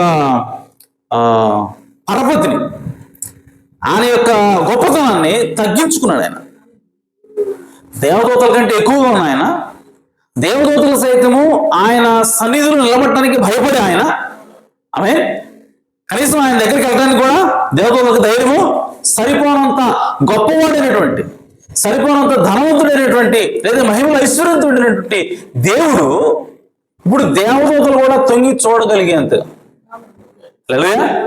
దేవదూతలు కూడా చూడగలిగేంతగా తనను తాను తగ్గించుకున్నాడు ఆయన. హల్లెలూయా. సో దూతల కంటే కొంచెం తక్కువగా చేయబడిన యేసు మరణము పొందినందున మహిమా ప్రభావములతో కిరీటం ధరించిన వానిగా ఆయనను చూచుచున్నాము. సో మరణంలో ఆయనకి ఏమొస్తా ఉంది అంటే మహిమ ప్రభావాలు వస్తూ ఉన్నాయి. ఆమేన్. ఆయన మరణించినప్పుడు ఏమొస్తున్నాయి? ఆయనకి మహిమ వస్తూ ఉంది, ప్రభావం వస్తూ ఉంది. ఆమేన్. అలాగే ప్రకటన 5వ అధ్యాయం 12వ వచనం, కేవలం మహిమా ప్రభావాలేనా? ఆ తర్వాత ఆయన ఏం పొందుకున్నాడు? పునరుద్ధానం అయిన తర్వాత, ఆరోహణ వెళ్ళిపోయిన తర్వాత, మరణంలోనేమో ఆయనకి మహిమా ప్రభావాలు వస్తూ ఉన్నాయి మరణించిన తర్వాత. సో పునరుద్ధానుడి ఆయన ఆరోహణ వెళ్ళిపోయిన తర్వాత ఆయనకి ఏం వస్తూ ఉంది? 5వ అధ్యాయము 12వ వచనం, వారు వధింపబడిన గొర్రెపిల్ల, చూడండి, శక్తియు ఐశ్వర్యమును. ఆమేన్. ఈసారి శక్తి, ఐశ్వర్యం కూడా దేవుడికి ఉన్నది. ఏ ఐశ్వర్యం అయితే విడిచిపెట్టి వచ్చాడో ఆ ఐశ్వర్యాన్ని దేవుడు మరలా పొందుకుంటా ఉన్నాడు. హల్లెలూయా. సో యేసుక్రీస్తు ఈ భూమి మీదకి ఐశ్వర్యాన్ని విడిచి పేదవాడిగా వచ్చాడు. ఆ వచ్చే క్రమంలో ఎక్కడికి వచ్చాడంటే పేదవాడిని యేసు దగ్గరికి వచ్చాడు. హల్లెలూయా. ఇప్పుడు మరలా ఆయన పరిచయం ముగించుకొని ఆయన మరలా ఎక్కడికి వెళ్తున్నాడంటే మరలా ధనికుడికి వెళ్తున్నాడు. మరలా ఆయన యొక్క పూర్వ స్థితికి ఆయన వెళ్తా ఉన్నాడు. ఆ స్థితిలో ఆయన దగ్గర ఏమన్నాయి? ధనం ఉన్నది. మిగతా అన్నిటితో పాటు ఆయనకి ధనం కూడా ఉన్నది. ఇదేనండి, మీరు పరలోకంలో ధనం గురించి మాట్లాడుతుంటే మీరు భూమి మీద ధనం గురించి మాట్లాడుతున్నారు అన్న ఆలోచన మీకు రావచ్చు. నేను అంటాను, పరలోకంలో ధనం అంటే కేవలం పరలోకంలోనేనా ఆయనకి? ఈ భూమి మీద ధనం ఆయన కాదా? నేను అడుగుతున్నా. ఈ భూమి మీద ధనం ఏంటి? బంగారం, వెండి, వజ్రాలు, వైఢూర్యాలు, ప్లాటినం, ఆమె ఇవన్నీ కూడా ఎవరివి? దేవుడి కాదా? అని ఏమన్నాడు? ఆకాశం అందులో ఉన్న సమస్తము నాయే. ఆమె భూమి అందులో ఉన్న సమస్తము నావే. ఆమె భూమిలో ఉన్న సమస్తం ఎవరేంట? దేవుడి. సో సమస్తము అన్నప్పుడు అందులో బంగారం ఆయన కాదా? వెండి ఆయన కాదా? నీ దగ్గర ఉంటే 1 కేజీ ఉంటుంది, 2 కేజీలు ఉంటుంది. ఆమె భూమిలో ఉన్న బంగారం అంతా ఎవరిది? ఆయనది. హల్లెలూయా. ఆయన ఎవరికైనా తన ఇచ్చ చొప్పున ఇవ్వగల దేవుడు ఆయన. సో అలాంటప్పుడు ఈ భూమి సంబంధమైనటువంటి ఐశ్వర్యము దేవుడికి కావాలడానికి ఎవరు మనం? ఆమె ఈ భూ సంబంధంగా కూడా ఆయన రిచ్చే. రిచ్ కాకపోతే మనం ఆ పరలోకంలో, ఆమె ఆ యెరూషలేము పట్టణంలో బంగారు వీధుల మీద ఎట్లా నడుస్తాం? ఆయన కాకపోతే బంగారం. ఆమె కాబట్టి ఈ లోక సంబంధమైనటువంటి బంగారం, వెండి అన్నీ కూడా దేవుడివే. భూమి అందులో ఉన్న సమస్తం కూడా దేవుని. హల్లెలూయా. కాబట్టి రిచెస్ అంటే ఐశ్వర్యము అన్నప్పుడు పరలోకంలో ఉన్నదైనా భూమి మీద ఉన్నదైనా అది దేవుడిదే. కాబట్టి ఆయన అన్ని విధాలుగా ఐశ్వర్యవంతుడు, అన్ని విధాలుగా ధనవంతుడు. మనం యేసు ధనవంతుడు అనగానే, యేసు ఐశ్వర్యవంతుడు అనగానే ఆయన మహిమలోనే ఐశ్వర్యవంతుడు. ఆమె మనకొచ్చే ఆలోచన మహిమలోనే ఐశ్వర్యవంతుడు, పరలోకంలోనే. మరి భూమి మీద కూడా సాతానా ఐశ్వర్యవంతుడు కాదు, భూమి మీద కూడా యేసుక్రీస్తు ఐశ్వర్యవంతుడు. కాబట్టి ఆయన మన ప్రతి అవసరమును కూడా తన మహిమైశ్వర్యం నుంచి తీర్చగలను. ఆయన పౌలు గారికి సహాయం చేశారండి సంఘం, వస్తువులు ఇచ్చారు, ఆమె బట్టలు ఇచ్చారు, తిండి పెట్టారు.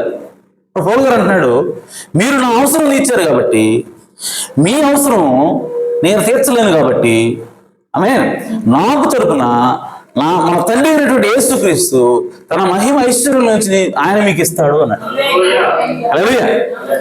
వాళ్ళు వస్తువులు ఇస్తే మరి యేసుక్రీస్తు తన ఐశ్వర్యం నుంచి ఏమిస్తాడు? వాళ్ళకి వస్తు రూపంలో ఇచ్చేది, అవునా?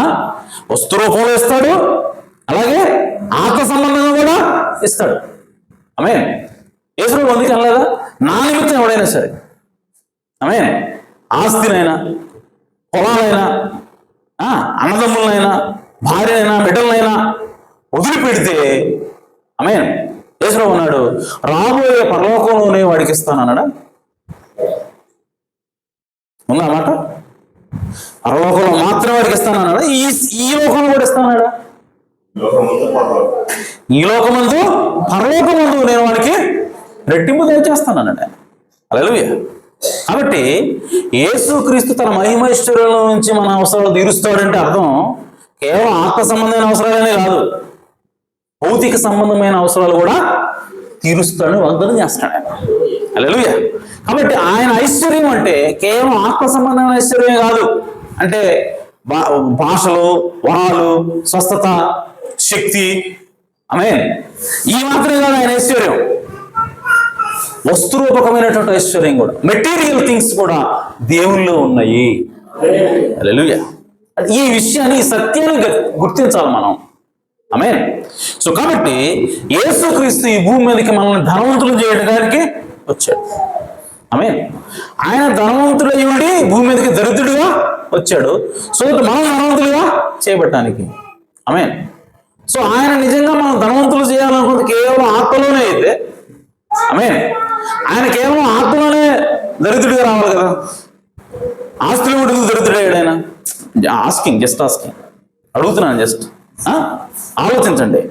యేసుక్రీస్తు మనల్ని కేవలం ఆత్మలోనే ఐశ్వర్యులు, అంటే మీరు ఏంటంటే తప్పు అర్థం చేసుకున్నారండి, దేవుడు మనల్ని ఐశ్వర్యవంతులు చేయడానికే వచ్చాడు, కానీ కేవలం ఆత్మలోనే ఐశ్వర్యవంతులుగా చేస్తాడండి, ఈ లోకంలో కాదు. మీరు తప్పులో కాలేశారని మీరు అంటారేమో, సరే మంచిది, వస్తే అలాగే అనుకుందాం. నేను అడుగుతాను, సరే దేవుడు ఆయన ధనవంతుడు అండి, మనల్ని ధనవంతులు చేయడం కోసం ఆయన దరిద్రుడే వచ్చాడు కదా.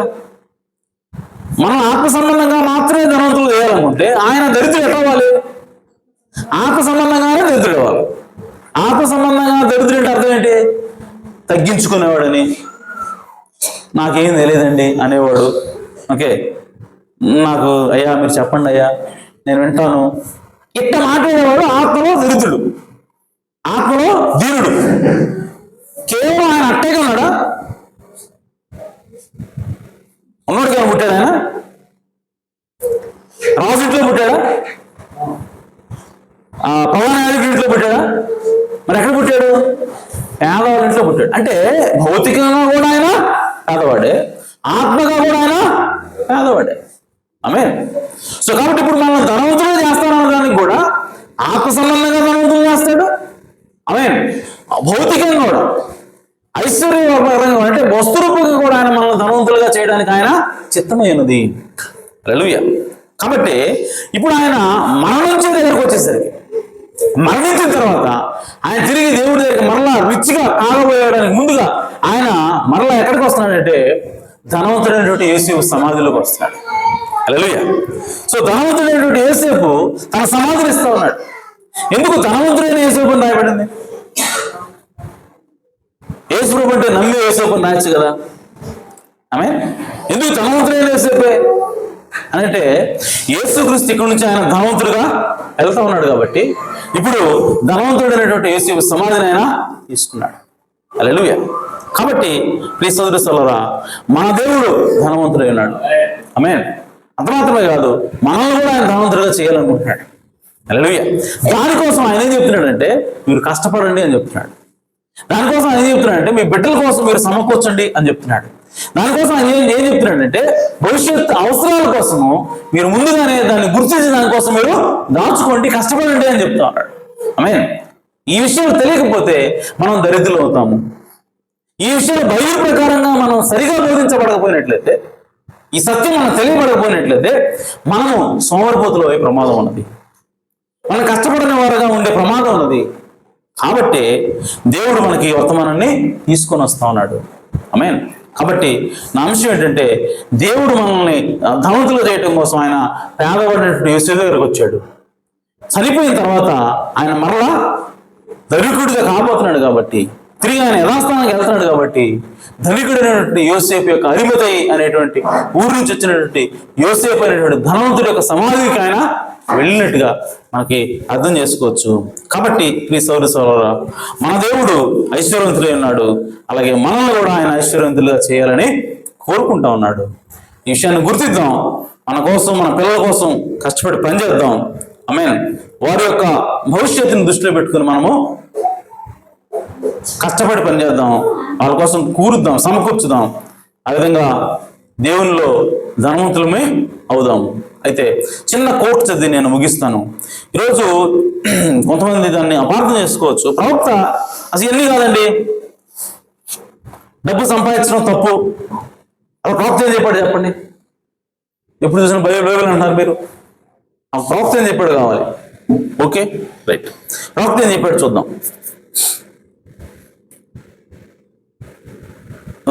స్మరణ సంఘకాలం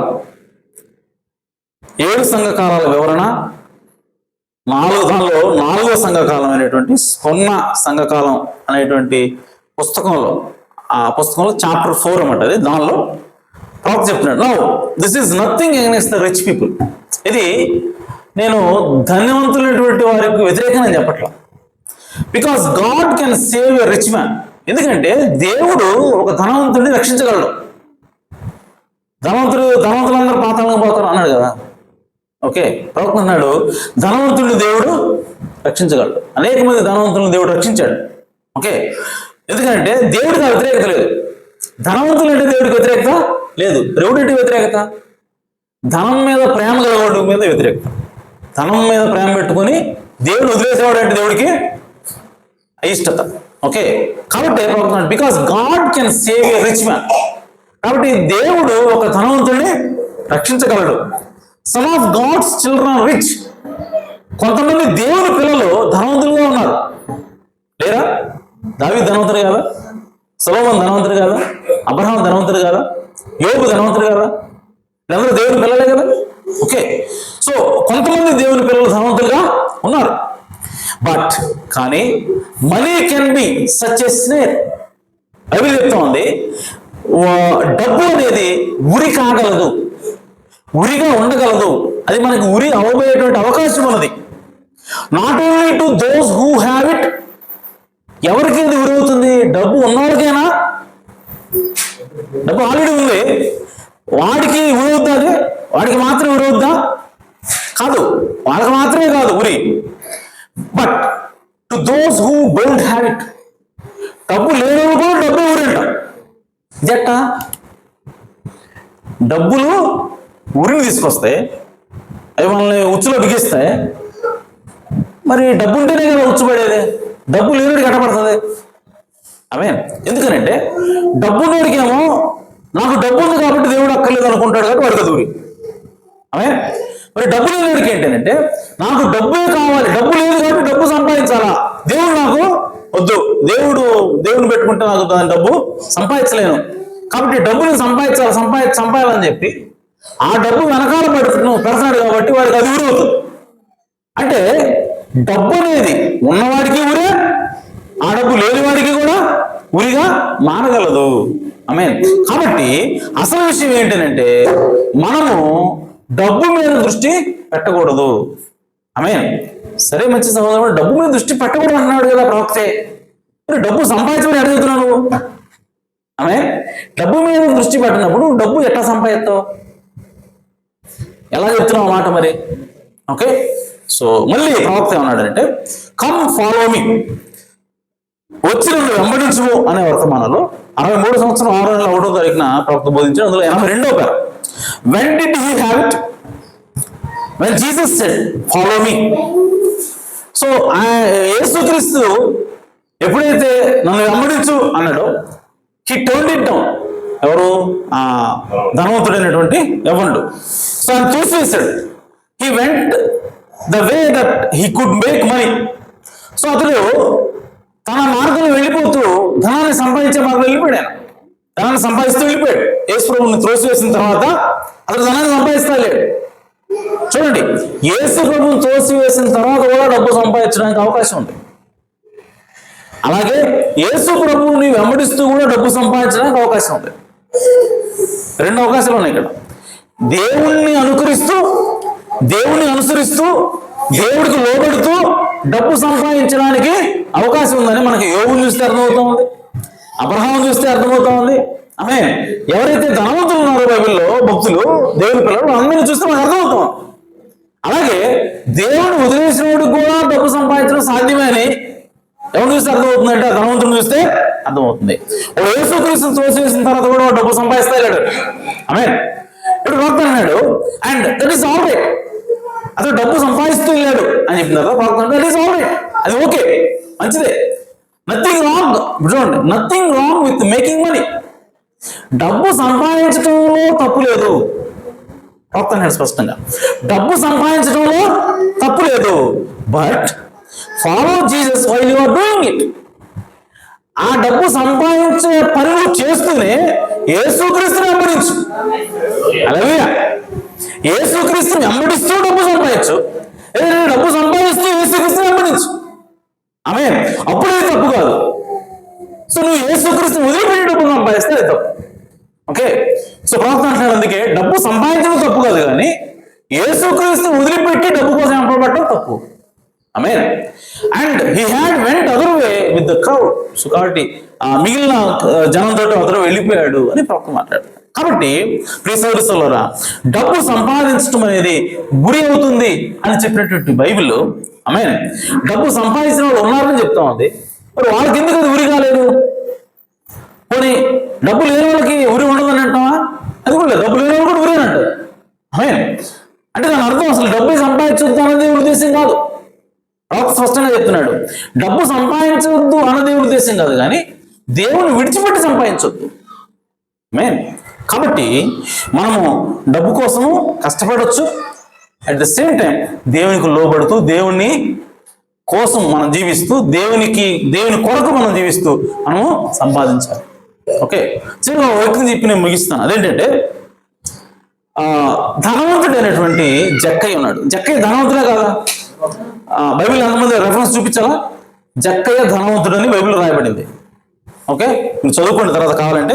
లోకాసువార్త 19వ అధ్యాయం మీరు చదువుకుని ఇంటికి పోయిన తర్వాత, సో జక్కయ్య ధనవంతుడు అని ఉంది. సో ఎట్లా ధనవంతుడు అయ్యాడు?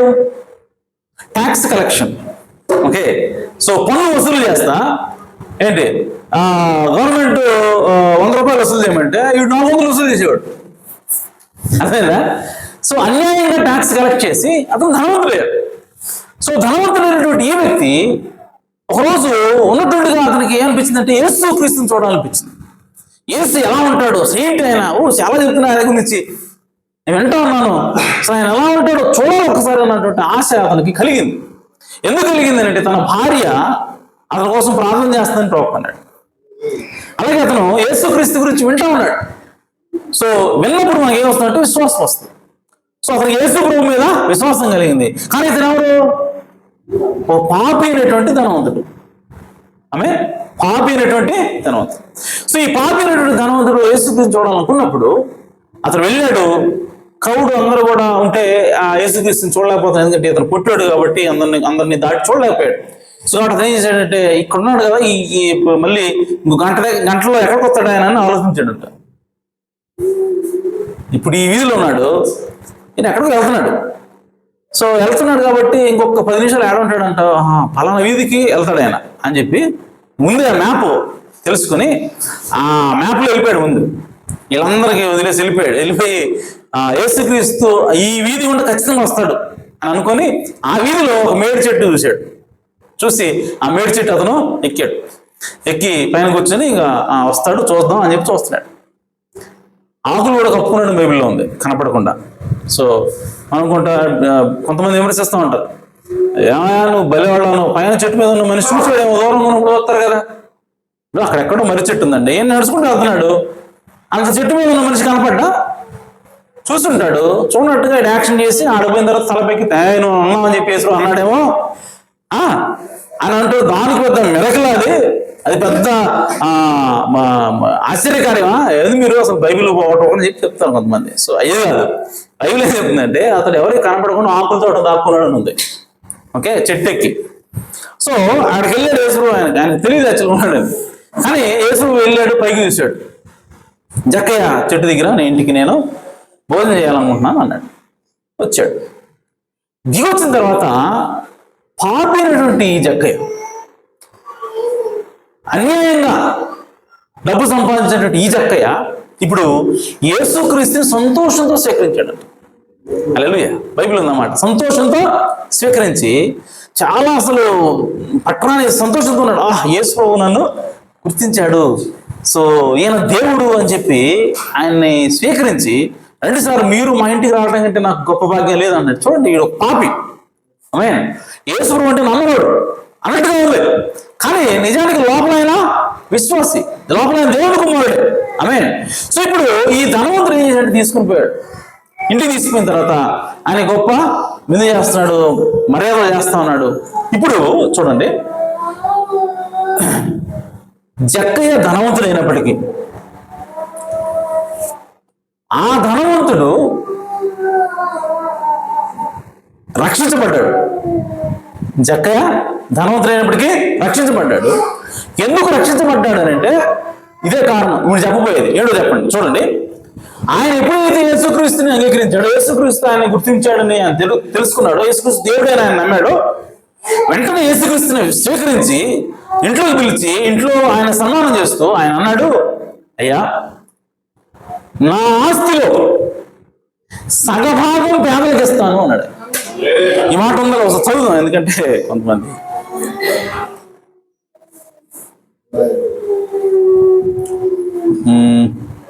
లోక సువార్త 19వ అధ్యాయం.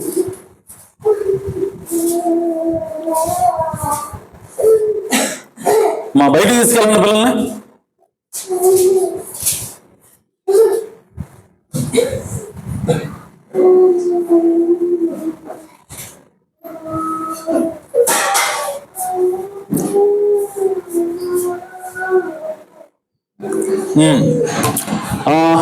ఏడో వచనం. అందరూ అది చూసి ఈయన పాపైన మనుషుల యొక్క బస్సు వెళ్ళినని చాలా సణుక్కుండ్రు. వీళ్ళందరూ కూడా నార్మల్ మెసేజ్ బిలీవర్స్ అన్నమాట. యేసు ప్రభు ఏంది ఒక ధనవంతుడి ఇంటికి పోతున్నాడు, వాడు పాపంగా అక్రమార్జన చేశాడే, ఆడి దగ్గరికి ఎట్ట వెళ్తున్నాడు, ఆ పాపపు అర్జన ఎంత తింటాడేనా ఆమె అనుకుంటున్నారు. సో వెళ్తున్నప్పుడు ఆయన చూసి సణుక్కుంది. జక్కయ్య నిలబడి ఇదిగో ప్రభువా, చూడండి ప్రభువు పిలుస్తున్నాడు ఆయన. నా స్టడీ ఇక్కడే వచ్చింది. ప్రభువా అన్న మాట దగ్గర నా స్టడీ తెలుసుగా 5:30 అయింది. సో ప్రభువా అన్న మాట తీసుకొని ప్రభువా అన్న మాట ఏంటి అసలు అర్థం ఏంటి? ప్రభువా అంటున్నారు, యేసుని పట్టుకుని ప్రభు అంటున్నారు. అసలు ప్రభు అంటే ఏంటి అన్న ఆలోచన వచ్చింది రాత్రి. అసలు ఏం చూడాలి, ఈ సంగతి తెలుసుకోవాలని చెప్పి నేను వెతికాను. సో బైబిల్ కామెంటరీస్ ఇవన్నీ నేను రెఫర్ చేశాను, ఇంటర్నెట్ చూసినప్పుడు అర్థమైంది ఏంటంటే ప్రభు అన్న మాట కేవలం యెహోవాను ఉద్దేశించి రాసింది. మీరు గుర్తుంచండి, ప్రభు అంటే అర్థం ఏంటంటే యెహోవా అని. పాత నిబంధనలో యెహోవా అని అంటే మనకి 2 బైబిల్స్ ఉంటాయండి. హిబ్రూ బైబిల్ ఉంది, గ్రీక్ బైబిల్ ఉంది. అంటే పాత నిబంధన అంతా కూడా హిబ్రూలో రాశారు, కొత్త నిబంధన మోస్ట్లీ గ్రీకులో రాశారు. ఓకే, సో పాత నిబంధనలో హెబ్రూ భాషలో మోషే దగ్గరికి అగ్నిపొదలో దేవుడు వచ్చినప్పుడు, అయ్యా నీ పేరేంటి అని అడిగాడు. నువ్వు పొమ్మంటున్నావు కదా ప్రజల దగ్గరికి, నేను పంపించానని చెప్పి అంటున్నావు కదా, వాళ్ళు అడుగుతారా నీ పేరేది, నువ్వు ఎవరుగా పలకరించింది, నిన్ను ఎవరు కలుసుకున్నారు, ఆయన పేరేంది, దేవుడి పేరేంది చెప్పంటారా నన్ను అని అన్నాడు. అప్పుడు ఆయన అన్నాడు, నా పేరు ఎలా అడుగుతున్నాను, నేను ఉన్నవాడును అనువాడును అన్నాడు ఆయన. హల్లెలూయా. అంటే అది కూడా చాలా మీనింగ్ ఉందండి. నేను ఉన్నవాడును అంటే నేను ఎల్లప్పుడూ ఉన్నవాడిని అని అర్థం, నేను అన్ని వేళలో ఉన్నవాడిని అని అర్థం. ఆమేన్. నేను నిన్న ఉన్నాను, నేడు ఉన్నాను, రేపు ఉంటాను, అన్ని చోట్ల ఉంటాను అర్థం, అన్ని వేళలో ఉంటాను అర్థం. అది ఆ మీనింగ్. ఓకే, అంటే నన్ను ఎవడో సృష్టించలేదు, నన్ను ఎవడో కూడా ఇది నా అంతటనే ఉన్నవాడిని అని అర్థం. ఓకే, అయామ్ దట్ అయామ్ అంటే నేనే అన్న మాట అర్థం అది. సో ఆయన అన్నాడు, నన్ను ఎవడో సృష్టించలేదు, నేను అన్ని కాలంలో ఉన్నవాడిని అని చెప్పి ఆయన ఇంకేమన్నాడంటే నా పేరు యెహోవా అన్నాడు ఆయన. హల్లెలూయా. సో యెహోవా అన్న మాట దగ్గర హిబ్రూలో ఇక్కడ ఏముంటుందంటే YHWH అని రాశారు. అంటే దాన్ని పలకడానికి కూడా అవకాశం లేదు. ఓకే, సో కాబట్టి ఆ హిబ్రూ బైబిల్లో పాత నిబంధనలో వాళ్ళు అది ప్రవక్తలందరూ కూడా రాస్తున్నప్పుడు వాళ్ళు దేవుని పేరుని వాళ్ళు యావే అని రాసుకుంటూ వచ్చారు. YHWH అని రాసుకుంటూ వచ్చారు అక్కడ హిబ్రూ భాషలో. దాన్ని ఇంగ్లీష్లోకి ట్రాన్స్లేషన్ చేశారు, గ్రీక్లోకి ట్రాన్స్లేషన్ చేశారు, సో ఈ విధంగా లాటిన్లోకి ఈ భాషలో ట్రాన్స్లేషన్ చేస్తున్నప్పుడు ఇంగ్లీష్ వాళ్ళు ఏం చేశారంటే ఆ తర్వాత హిబ్రూలోనే కొంతమంది ట్రాన్స్లేషన్ చేస్తున్నారు తర్వాత కాలంలో. వాళ్ళ యొక్క ఆలోచన ఏంటంటే బైబిల్ని పాత నిబంధనలో చదువుతూ ఉంటారు, తోరా అంటారు దాన్ని, తోరాని చదువుతూ ఉంటారు వాళ్ళు. సో చదువుతున్నప్పుడు వాళ్ళు యెహోవా అన్న పదం ఎక్కడైతే వచ్చిందో అక్కడ వాళ్ళు దేవుని పేరుని పలకటానికి కూడా మనం సరిపోము, సో దేవుని పేరును ఉచ్చరించే అంత అర్హులు కాదు మనం అని చెప్పి యెహోవా అన్న పదం ఎక్కడైతే వస్తుందో ఆ పదాన్ని పలకకుండా ఉండడం కోసం దానికి ప్రత్యామ్నాయంగా ఒక పేరు పెట్టేవాళ్ళు. అక్కడ ఏమని పలికేవాళ్ళంటే అదోనాయ్ అనేవాళ్ళు. అంటే యెహోవా దయాళుడు అన్నమాట బైబిల్లో హిబ్రూలో ఉంటుంది. లేచి ఒక శాస్త్రి చదువుతున్నాడు దాన్ని ప్రజలందరి ముందు. చదువుతున్నప్పుడు యెహోవా దయాళుడు అన్న పదాన్ని ఆ వాక్యాన్ని అతను ఎట్లా చదువుతాడంటే అదోనాయ్ దయాళుడు అని చదువుతాడు. యెహోవా అర్థమైందా? యెహోవా అంటే దేవుడి పేరు అది. సో దేవుడి పేరు ఉచ్చరించడానికి మన మానవ పదవిలో అర్హత సాధించలేదు, మనకి అంత అర్హత లేదు ఆయన పేరును ఉచ్చరించడానికి అని చెప్పి వాళ్ళు గౌరవార్థం ఏం చేశారంటే యెహోవా అన్న దగ్గర వాళ్ళు అదోనాయ్ అని మాట్లాడేవాళ్ళు. అదోనాయ్ దయాళుడు అని చెప్పేవాడు. అదోనాయ్ తప్ప వేరే దేవుడు లేడు అని చెప్తారు వాళ్ళు మాట్లాడేటప్పుడు. రాసింది ఏమంటారు అక్కడ YWH అని రాసి ఉంటుంది అక్కడ, YHWH అని రాసి ఉంటుంది, యెహోవా అని రాసి ఉంటుంది అక్కడ. కానీ వీళ్ళు దాన్ని చదివేటప్పుడు దాన్ని ఎలా రాశారంటే అదోనాయ్ అని మాట్లాడుతున్నారు. సో అదే సాంప్రదాయాన్ని వీళ్ళు ట్రాన్స్లేషన్ చేసేటప్పుడు అంటే హిబ్రూలో నుంచి ఇంగ్లీష్లో ట్రాన్స్లేషన్ చేసేటప్పుడు అదే సాంప్రదాయాన్ని వీళ్ళు కూడా ట్రాన్స్లేషన్ చేసేవాళ్ళు కూడా తీసుకున్నారు అనమాట. అంటే యెహోవా అన్న పదం రాగానే వీళ్ళు ఏం చేశారంటే దాన్ని కూడా అదోనాయ్ అని రాసేవాళ్ళు. ఇంగ్లీష్లో కూడా అదోనాయ్ అంటే హిబ్రూ అర్థం ఏంటంటే ప్రభువు నన్ను. ఆమె అంటే దేవుడి పేరు ఎక్కడైతే వస్తో ఆ పేరు బదులుగా వెళ్ళేదంటే ప్రభువు ఇలాగ సెలవిస్తున్నాడు అని హిబ్రూలో వాళ్ళ పలికేవాడు. అంటే దేవుని ప్రభు అనేవాడు, యెహోవాని ప్రభు అనేవాడు. సో అదే సాంప్రదాయాన్ని ఇంగ్లీష్ ట్రాన్స్లేటర్స్ చేసేవాడు కూడా తీసుకొని వీళ్ళు యెహోవా అని రాయకుండా పాత నిబంధనలో యెహోవా అని ఎక్కడెక్కడైతే ఉంటుందో అక్కడ వీళ్ళు ప్రభు అని రాసుకున్నారు, లార్డ్ అని రాశారు. ఓకే, సో అదే సాంప్రదాయాన్ని కొత్త నిబంధనలో కూడా తీసుకొచ్చారు. కొత్త నిబంధనలో కూడా వీళ్ళు దేవుడు లేదంటే యెహోవా అన్న మాట చెప్పాల్సి వచ్చినప్పుడు అక్కడ ఏం రాశారంటే గ్రీకు భాషలో కురియోస్ అని రాశారు.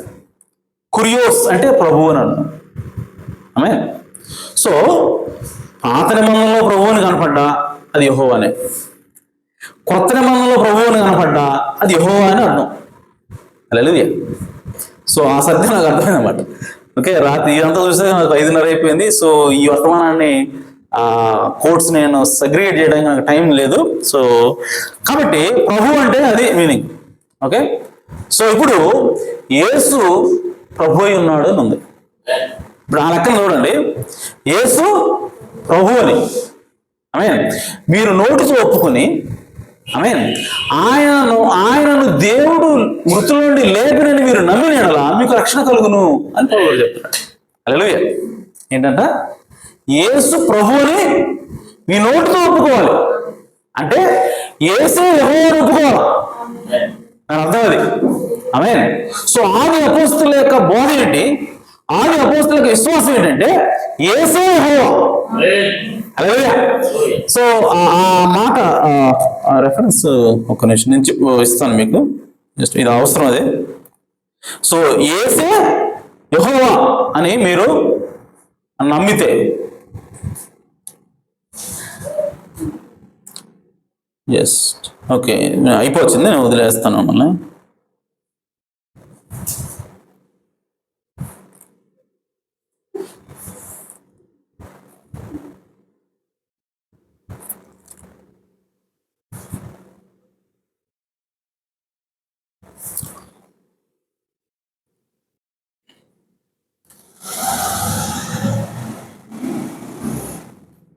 ఎక్కడ ఉంది ఈలోపు? ఎందుకంటే రోమన్స్ 10 అని వస్తుంది చూడండి.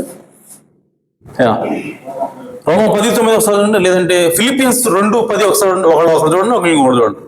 రోమ 10:9 ఒకటి చూడండి, ఫిలిప్పి 2:10 ఒకటి చూడండి. రోమ 10:9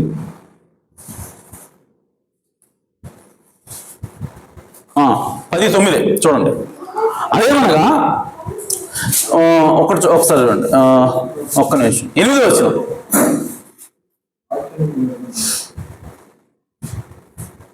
అదేమని చెప్పుచున్నది? వాక్యము నీ యొద్దను, నీ నోటను, నీ హృదయంలోనూ ఉన్నది, అది మేము ప్రకటించు విశ్వాస వాక్యమే. ఆమేన్. ఏంటి ఆ విశ్వాసం? ఆ విశ్వాస వాక్యం ఏంటంట మేము ప్రకటించేదంటే అదేమనగా యేసు ప్రభువుని. ఆమేన్. అంటే యేసే యెహోవా అని. ప్రభు అంటే ఇక్కడ యెహోవా అని. యేసు యెహోవా అని నీ నోటితో ఒప్పుకొని దేవుడు మృతుల్లో నుండి ఆయనను లేపిన నీ హృదయంలో విశ్వసించిన యెడల నీవు రక్షించబడదు. హల్లెలూయా. ఇది ఆది అపోస్తలుల విశ్వాసం అండి. ఆది అపోస్తలులు ఏమని నమ్మారంటే యేసు ప్రభు యెహోవా ఒకడే నమ్మారు. ఆమేన్. సో దాన్ని వాళ్ళు ప్రకటించారు. అందుకే పేతురు గారు వాళ్ళ మధ్య నిలబడి ఈ యేసునే దేవుడు ప్రభువుగాను క్రీస్తుగాను చేసిన. ఆమేన్. అంటే ఈ యేసే యెహోవా, ఈ యేసే మెస్సియా అని పేతురు ప్రకటించాడు, పౌలు గారు ప్రకటించారు. ఆది అపోస్తలుల యొక్క బోధ అదే, యేసే యెహోవా.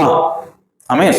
సో కాబట్టి ప్రభువు అన్న మాట దగ్గర మనం ఏం పెట్టుకోవాలంటే యెహోవా అని పెట్టుకోవాలి. Okay, either that is in old testament or new testament. పాత నిబంధనలు అయినా సరే కొత్త నిబంధనలు అయినా సరే ప్రభువు అన్న మాట దగ్గర యెహోవా అని పెట్టుకోవాలి. అందుకోసమే పౌలు గారు అగ్నిస్తంభాన్ని చూస్తున్నాడు. అగ్నిస్తంభం చూసినప్పుడు ఆయనకేం అర్థం కాదు. సో ఆయన కింద పడేసింది అగ్నిస్తంభం. మాట్లాడుతున్నాడు ఆయన. ఆయన ఏమన్నాడంటే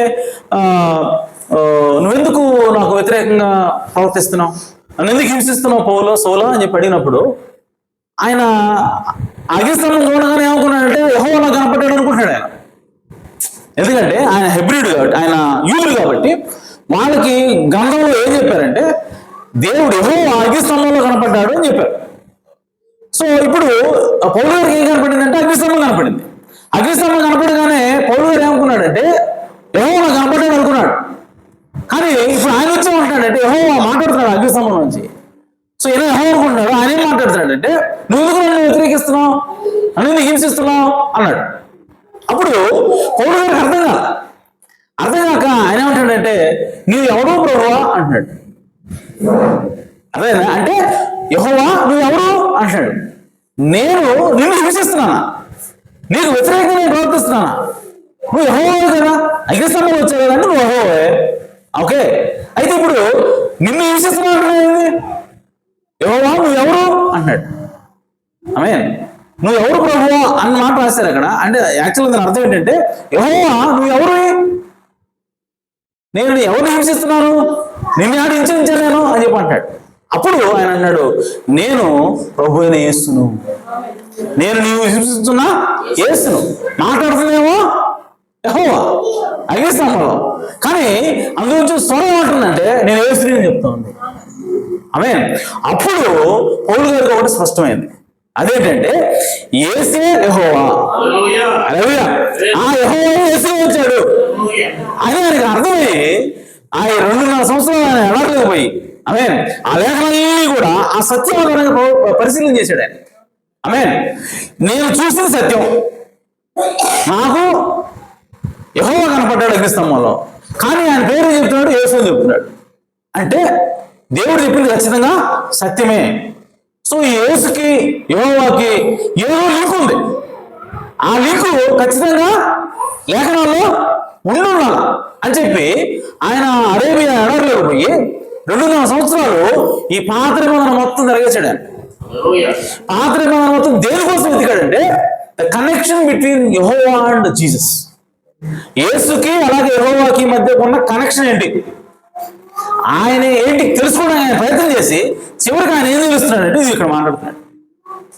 యేసే యెహోవా, యేసే యెహోవా అని అనగా యేసే ప్రభుని మీ నోటితో ఒప్పుకొని ఆయనను దేవుడు మృతుల నుండి లేపినని మీరు నమ్మిన మీరు రక్షించబడదురు. హల్లెలూయా. కాబట్టి ఈ పౌలు గారు తన కలిగిన దర్శనాన్ని లేఖనాల ద్వారా పరిశీలన చేసి ఆయన అర్థం చేసుకున్నటువంటి సత్యం ఏంటి, ఆయన బయలుపరచబడిన సత్యం ఏంటంటే యెహోవాయే యేసుక్రీస్తుగా వచ్చాడు, ఇంకొక దేవుడు కాదు. యేసుక్రీస్తు అంటే రెండో దేవుడు కాదు, యేసుక్రీస్తు అంటే మూడో దేవుడు కాదు, యెహోవాయే శరీరం ధరించుకొని వచ్చాడు. అందుకని ఈ మర్మం గొప్పది, దేవుడు సశరీరుడుగా మన మధ్యకు వచ్చును. ఆమేన్. సో ఈ మర్మము గొప్పది అంటాడు. ఆమేన్. సో కాబట్టి యెహోవా ప్రభువు అంటే దాంట్లో యెహోవా. ఆమేన్. రైట్. సో ఎక్కడున్నా నేను జక్క దగ్గర ఉన్నాను కదా. రైట్. సో జక్క ఏమన్నాడంటే నా యొక్క ఆస్తిలో అది మిస్ అయ్యాం. ఎక్కడున్నాం? 19 కదా, లోక 19.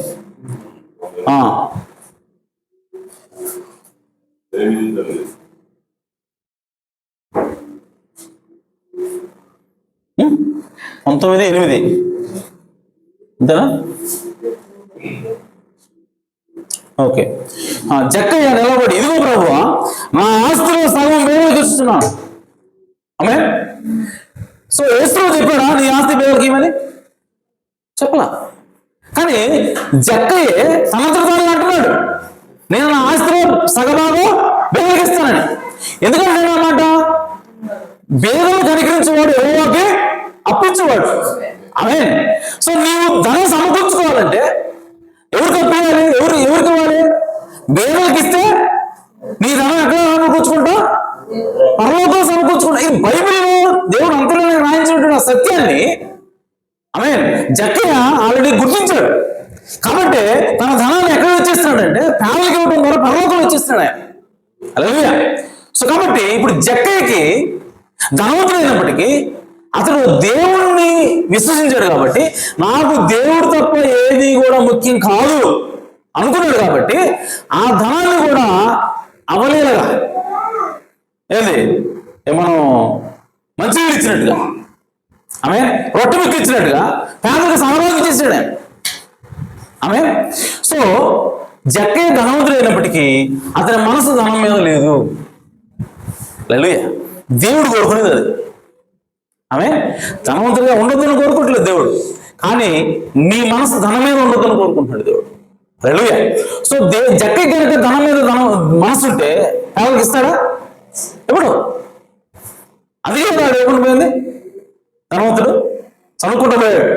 ఎందుకని అతని మనసు ధనం మీద ఉంది, కానీ జక్కయ్య మనసు ధనం మీద లేదు, యేసు మీద ఉంది. కాబట్టి తన ధనాన్ని పేదలకి అవలేగా ఇచ్చేసాడు. ఇంకా ఏమంటాడు? ఇదిగో అతనికి దేనినైనా అన్యాయముగా దేనిని నన్ను తీసుకుని ఎడల నేను అతనికి 4 వంతులు మరలా చెల్లించిన ప్రభుత్వం చెప్పాను. హల్లెలూయా. ఇది ఎక్కడి నుంచి వచ్చింది? 4 వంతులు ఇవ్వాలన్న రూల్ ఎక్కడ ఉంది? దావీదు మాట్లాడుతున్నాడు, ఎవడైనా సరే ఒకడు అన్యాయం చేస్తే వాడికి 4 వంతులు దండం రావాలన్నాడు.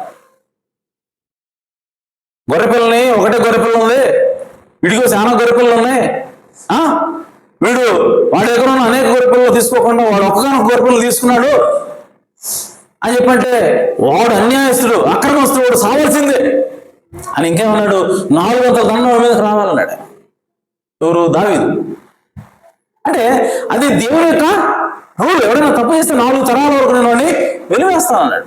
సో కాబట్టి దేవుడి దగ్గరికి నేను అన్యాయంగా వాడి దగ్గర తీసుకుంటే ఇప్పుడు జక్కయ్య అంటున్నాడు నేను వాడికి 4 అంతలు చెల్లిస్తాను అన్నాడు.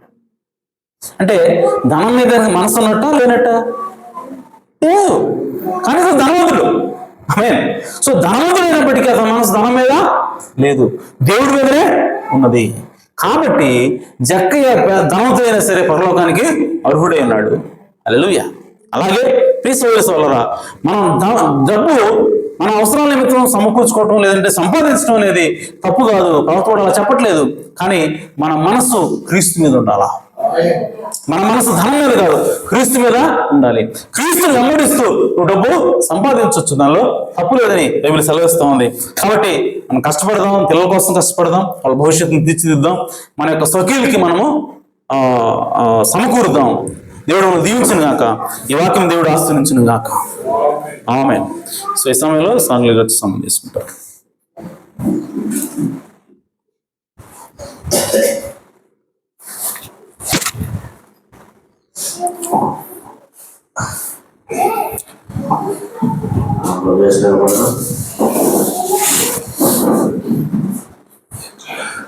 Hallelujah, hallelujah, hallelujah, hallelujah, hallelujah. స్తోత్రం, స్తోత్రం, స్తోత్రం. ప్రభువా, నాయనా ఈ ప్రాంతంలో మనం చేసుకున్న ప్రభువా, జ్ఞానమైనటువంటి ఈశ్వరుని ప్రభువా, అమూల్యమైనటువంటి ఈశ్వరు కొడుకున్నాను తండ్రి అనే ఒక మాటని మాకు మాట్లాడే ప్రభువా, నువ్వు ధనికుడు అయినావు ప్రభువా, ఐశ్వర్యవంతుడు అయినావు తండ్రి.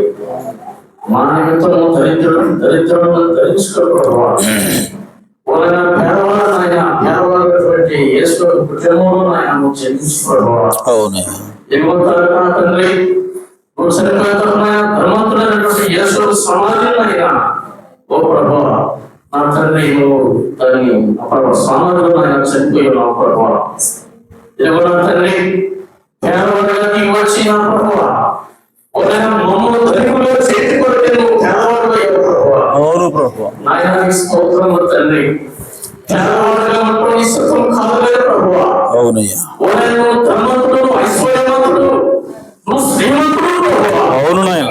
మేమందరూ నీవే మృతముగా ప్రభువా. ఆ కొరకు నువ్వు పుణ్యాలు దిగి వచ్చావు తండ్రి. అవును నాయన. దిగి వచ్చి నీ కార్యం చేసి తిరిగి మరణమైన మృతమైన స్థానంలో వెళ్ళినావు ప్రభువా. అవునయ్యా. అద్భుతమైన స్థానంలో ఆయన నేను ఉంచుకోగలన్నా తండ్రి. మార్గాన్ని చూపించమా ప్రభావ స్తోత్రం తండ్రి.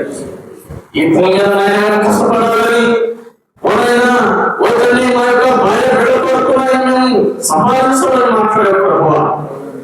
ఓనైనా తనలో నిత్యరాజ్యం చేయబెట్టే బట్ట సులువుగా సులువని చెప్పారు ప్రభావ. ఏమన్నా తల్లి ధర్మంతుడు ధర్మమైనటువంటి శ్వాసంతో ఉన్నట్లయితే నువ్వు పరమరాజ్యం చేరుకోవు. కానీ నువ్వు ధర్మంతుడు అయినప్పటికీ నువ్వు దేవుడు కలిగినట్లయితే నువ్వు నిజంగా ప్రవర్తనవుతావని చెప్పావు ప్రభావ.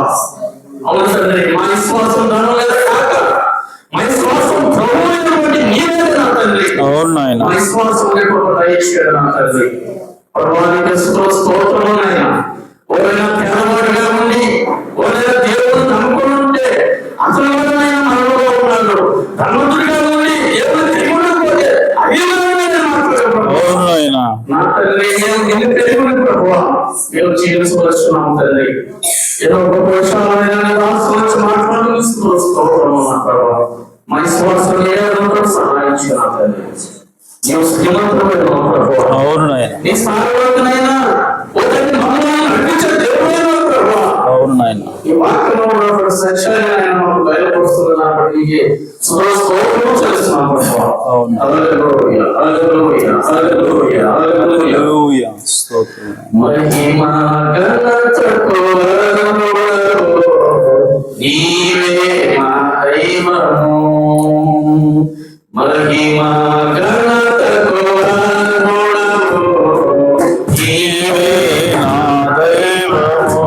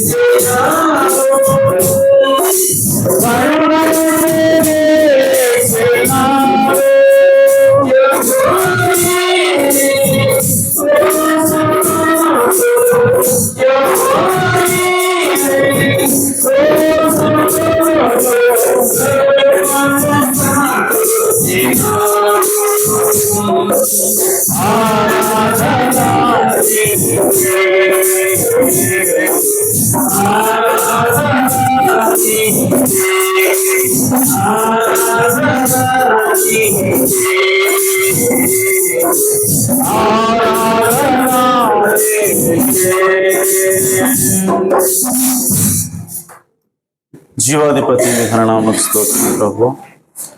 ఎప్పటి వరకు ఆయన మీ వాక్యం ద్వారా మాతో మాట్లాడావు తండ్రి.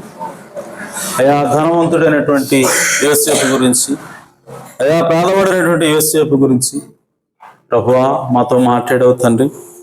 నిజమే నాయన, ఈ ఐశ్వర్యవంతుడై ఉన్నావు. అయితే నాయన మమ్మల్ని ధనవంతులు చేయడం కోసమే నీవు దరిద్రుడు అయ్యావు ప్రభువా. అయా నా తండ్రి, ఈ భూమి మీద 33 సంవత్సరాలు జీవించి నాయన మరలా నా తండ్రి నువ్వు అయా ప్రభువా తిరిగి ఆ మహిమను పొందుకోవడానికి, ఆ ఐశ్వర్యమును పొందుకోవడానికి, ఆ శక్తిని పొందుకోవడానికి నువ్వు వెళ్ళేటప్పుడు అయా మరలా ధనికుడైనటువంటి యోసేపు సమాధిలో పెట్టబడ్డావు ప్రభువా. ఇదిగో నాయన, ఈ భూమి మీద మీ బిడ్డలను ఆస్తికర్తలుగా చేస్తానన్నావు. తలగా ఉంచుతానని తోగ్గా ఉంచునని వాగ్దానం చేశావు ప్రభువా. అయా మీ బిడ్డలు ఓ ప్రభువా దరిద్రులుగా ఉండాలన్నదే మీ చిత్తం కాదు కానీ ప్రభువా వారు కూడా మీలాగా అయా సమృద్ధి కలిగి ఉండాలన్నదే మీ ఆలోచన అయినది ప్రభువా. అయితే మీరు అన్నారు, ఇదిగో మీరు మీ మనసు ధనం మీద కాదు కానీ నా మీద ఉంచాలని చెప్పావు తండ్రి. నిజమేనా ఆయన? ఇదిగో ప్రభువా, ఆ విధంగా ఈ లోక సంబంధమైనటువంటి అయా ప్రభువా ధనం మీద మా దృష్టి ఉంచుక ప్రభువా, మా నమ్మకం దాని మీద పెట్టకుండా తండ్రి అయా యేసు ప్రభు మీద నమ్మకం ఉంచి యేసు ప్రభువుకి లోబడి ప్రభువా అయా మేము నాయన ఇదిగో ఈ లోకంలో ప్రభువా అయా మా బిడ్డల కొరకు సమకూర్చడానికి కష్టపడి పనిచేయడానికి మాకు సహాయం చేయమని ప్రార్థిస్తున్నాను ప్రభువా. మాకున్నటువంటి కలిమిని బట్టి మేము అతిశయ పడకూడదని బైబిల్ సెలవిస్తూ ఉన్నది ప్రభువా. మేము హైమైండెడ్గా ఉండకూడదని ప్రభువా అయా నా తండ్రి మీ వాక్యం సెలవిస్తున్నది ప్రభువా. బేదలను చులకనగా చూడకూడదని మీ వాక్యం సెలవిస్తున్నది ప్రభువా. అలాగే నాయన బేదలకు సహాయం చేయాలని మీ వాక్యం సెలవిస్తున్నది ప్రభువా తండ్రి. అలాగే ఇచ్చుట కంటే పుచ్చుకున్నట్టు కంటే ఇచ్చుట ధన్యమని మీ వాక్యం సెలవిస్తున్నది ప్రభువా. కనుక అయా మమ్మల్ని ఇచ్చేవారిగా చేయమని ప్రార్థిస్తున్నాం. ఇదిగో నాయన ఆస్తికర్తలుగా మమ్మల్ని చేయమని ప్రార్థిస్తున్నాం. మా బిడ్డలను మా కుటుంబాలను పోషించగలిగేటువంటి స్థితిలో మనం ఉంచమని ప్రార్థిస్తున్నాం. అయా సంఘమును దీవించండి ప్రభువా.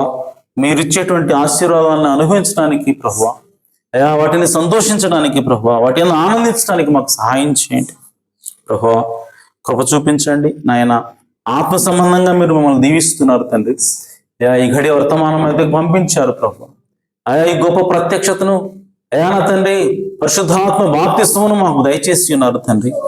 అయా ఇదిగో ప్రభువా పలుకబడిన మాటే అయా నా తండ్రి మాకు పరిశుద్ధాత్మ బాప్తిస్మం ఇస్తుంది ప్రభువా. ఇదిగో నాయన బోధకుడు ఆయన బోధిస్తున్నప్పుడు ఆ బోధన ఆయన పరిశుద్ధాత్మ బాప్తిస్మని మా ప్రవక్త నాడు తండ్రి. ఇదిగో తండ్రి మీరు ప్రతి అయా ప్రభువా ఈ లోకంలో ఉన్నటువంటి 5 రకాల పరిచర్ల ద్వారా ప్రభువా ప్రతి ఆదివారం ప్రతి బుధవారం ఎక్కడ మీటింగ్ జరిగితే అక్కడ ప్రభువా మీ వాక్యమును ప్రకటిస్తూ నాయన అయా నాయన మాకు పరిశుద్ధాత్మను దయచేస్తున్నందుకే స్తోత్రం ప్రభువా. ఆత్మ సంబంధంగా మమ్మల్ని ఐశ్వర్యవంతులుగా చేస్తున్నందుకే స్తోత్రం తండ్రి. అలాగే భౌతికంగా కూడా వస్తు రూపంగా కూడా మమ్మల్ని దీవించమని ప్రార్థిస్తున్నాం ప్రభువా. అయితే మా మనసు దాని మీద పెట్టక ప్రభువా, ఇదిగో నాయన మీరు అడిగినప్పుడు అయా నా తండ్రి, మీరు చెప్పినప్పుడు ప్రభువా, అయా నా తండ్రి మా మనస్సు అయా నా తండ్రి ధనం మీద పెట్టక ప్రభువా, పేదలకు ఇవ్వగలిగేటువంటి మనస్సును కూడా మాకు దయచేయండి ప్రభువా. అలాంటి మనసు లేకుండా మాకు ధనాన్ని ఇవ్వవద్దని వేడుకుంటున్నాం తండ్రి. అయా సొలొమోన్, అయా నా తండ్రి సొలొమోన్ అన్నాడు, ఇదిగో నన్ను అయా దరిద్రుడిగా ఉంచొద్దు, ఒకవేళ దానికోసం డబ్బుల కోసం దొంగిలి నేను తండ్రి మీ నామానికి ఘనత చెడ్డ పేరు తెస్తానేమో అన్నాడు. ఒకవేళ నన్ను మరీ ధనవంతుడిగా చేయొద్దు, ఒకవేళ తిని నేను తృప్తి పొంది నేను విడిచిపెడతానేమో అన్నాడు తండ్రి. కనుక మేము కూడా అదే ప్రార్థిస్తున్నాం తండ్రి. అయ్యా మాకు కావాల్సిన దాన్ని దయచేయండి ప్రభువా. అయ్యా మాకు కావాల్సిన సమృద్ధిని మాకు దయచేయండి ప్రభువా. అలాగే నాయన మీ మీద దృష్టి అయ్యా నిలిపి ప్రభువా, మీ మీదనే ఆనుకునే భాగ్యాన్ని మాకు దయచేయండి తండ్రి. రెండింటినీ నాయన ఓ ప్రభువా సమపాళ్ళలో బ్యాలెన్స్ చేయగలిగేటువంటి అయా తండ్రి పరిశుద్ధాత్మ జ్ఞానాన్ని మాకు దయచేయండి తండ్రి. ఈ కృపతోడుగా ఉంచండి, సంఘమును దీవించండి, ఆశీర్వదించండి ప్రభువా.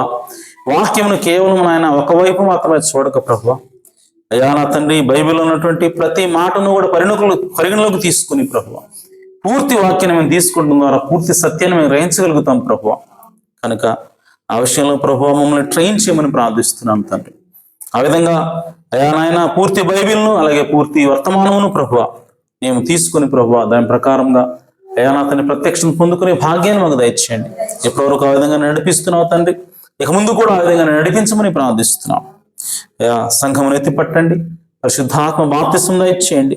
ఎత్తబడే సమయంలో మేము జీవిస్తూ ఉండగా తండ్రి, ఎత్తబడే విశ్వాసం పొందినట్లుగా ప్రభువా అయా మీ యొక్క బలమైనటువంటి ఆత్మీయ అభిషేకమును కూడా దయచేయమని సహాయం చేయమని ప్రభువా. సంఘంలో అయా నా తండ్రి సాతానుని గలిబిలి చేయాలని ఎల్లప్పుడూ చూస్తూనే ఉంటాడు తండ్రి. వాని యొక్క చీకటి చర్యలను లయపరచమని ప్రార్థిస్తున్నాం.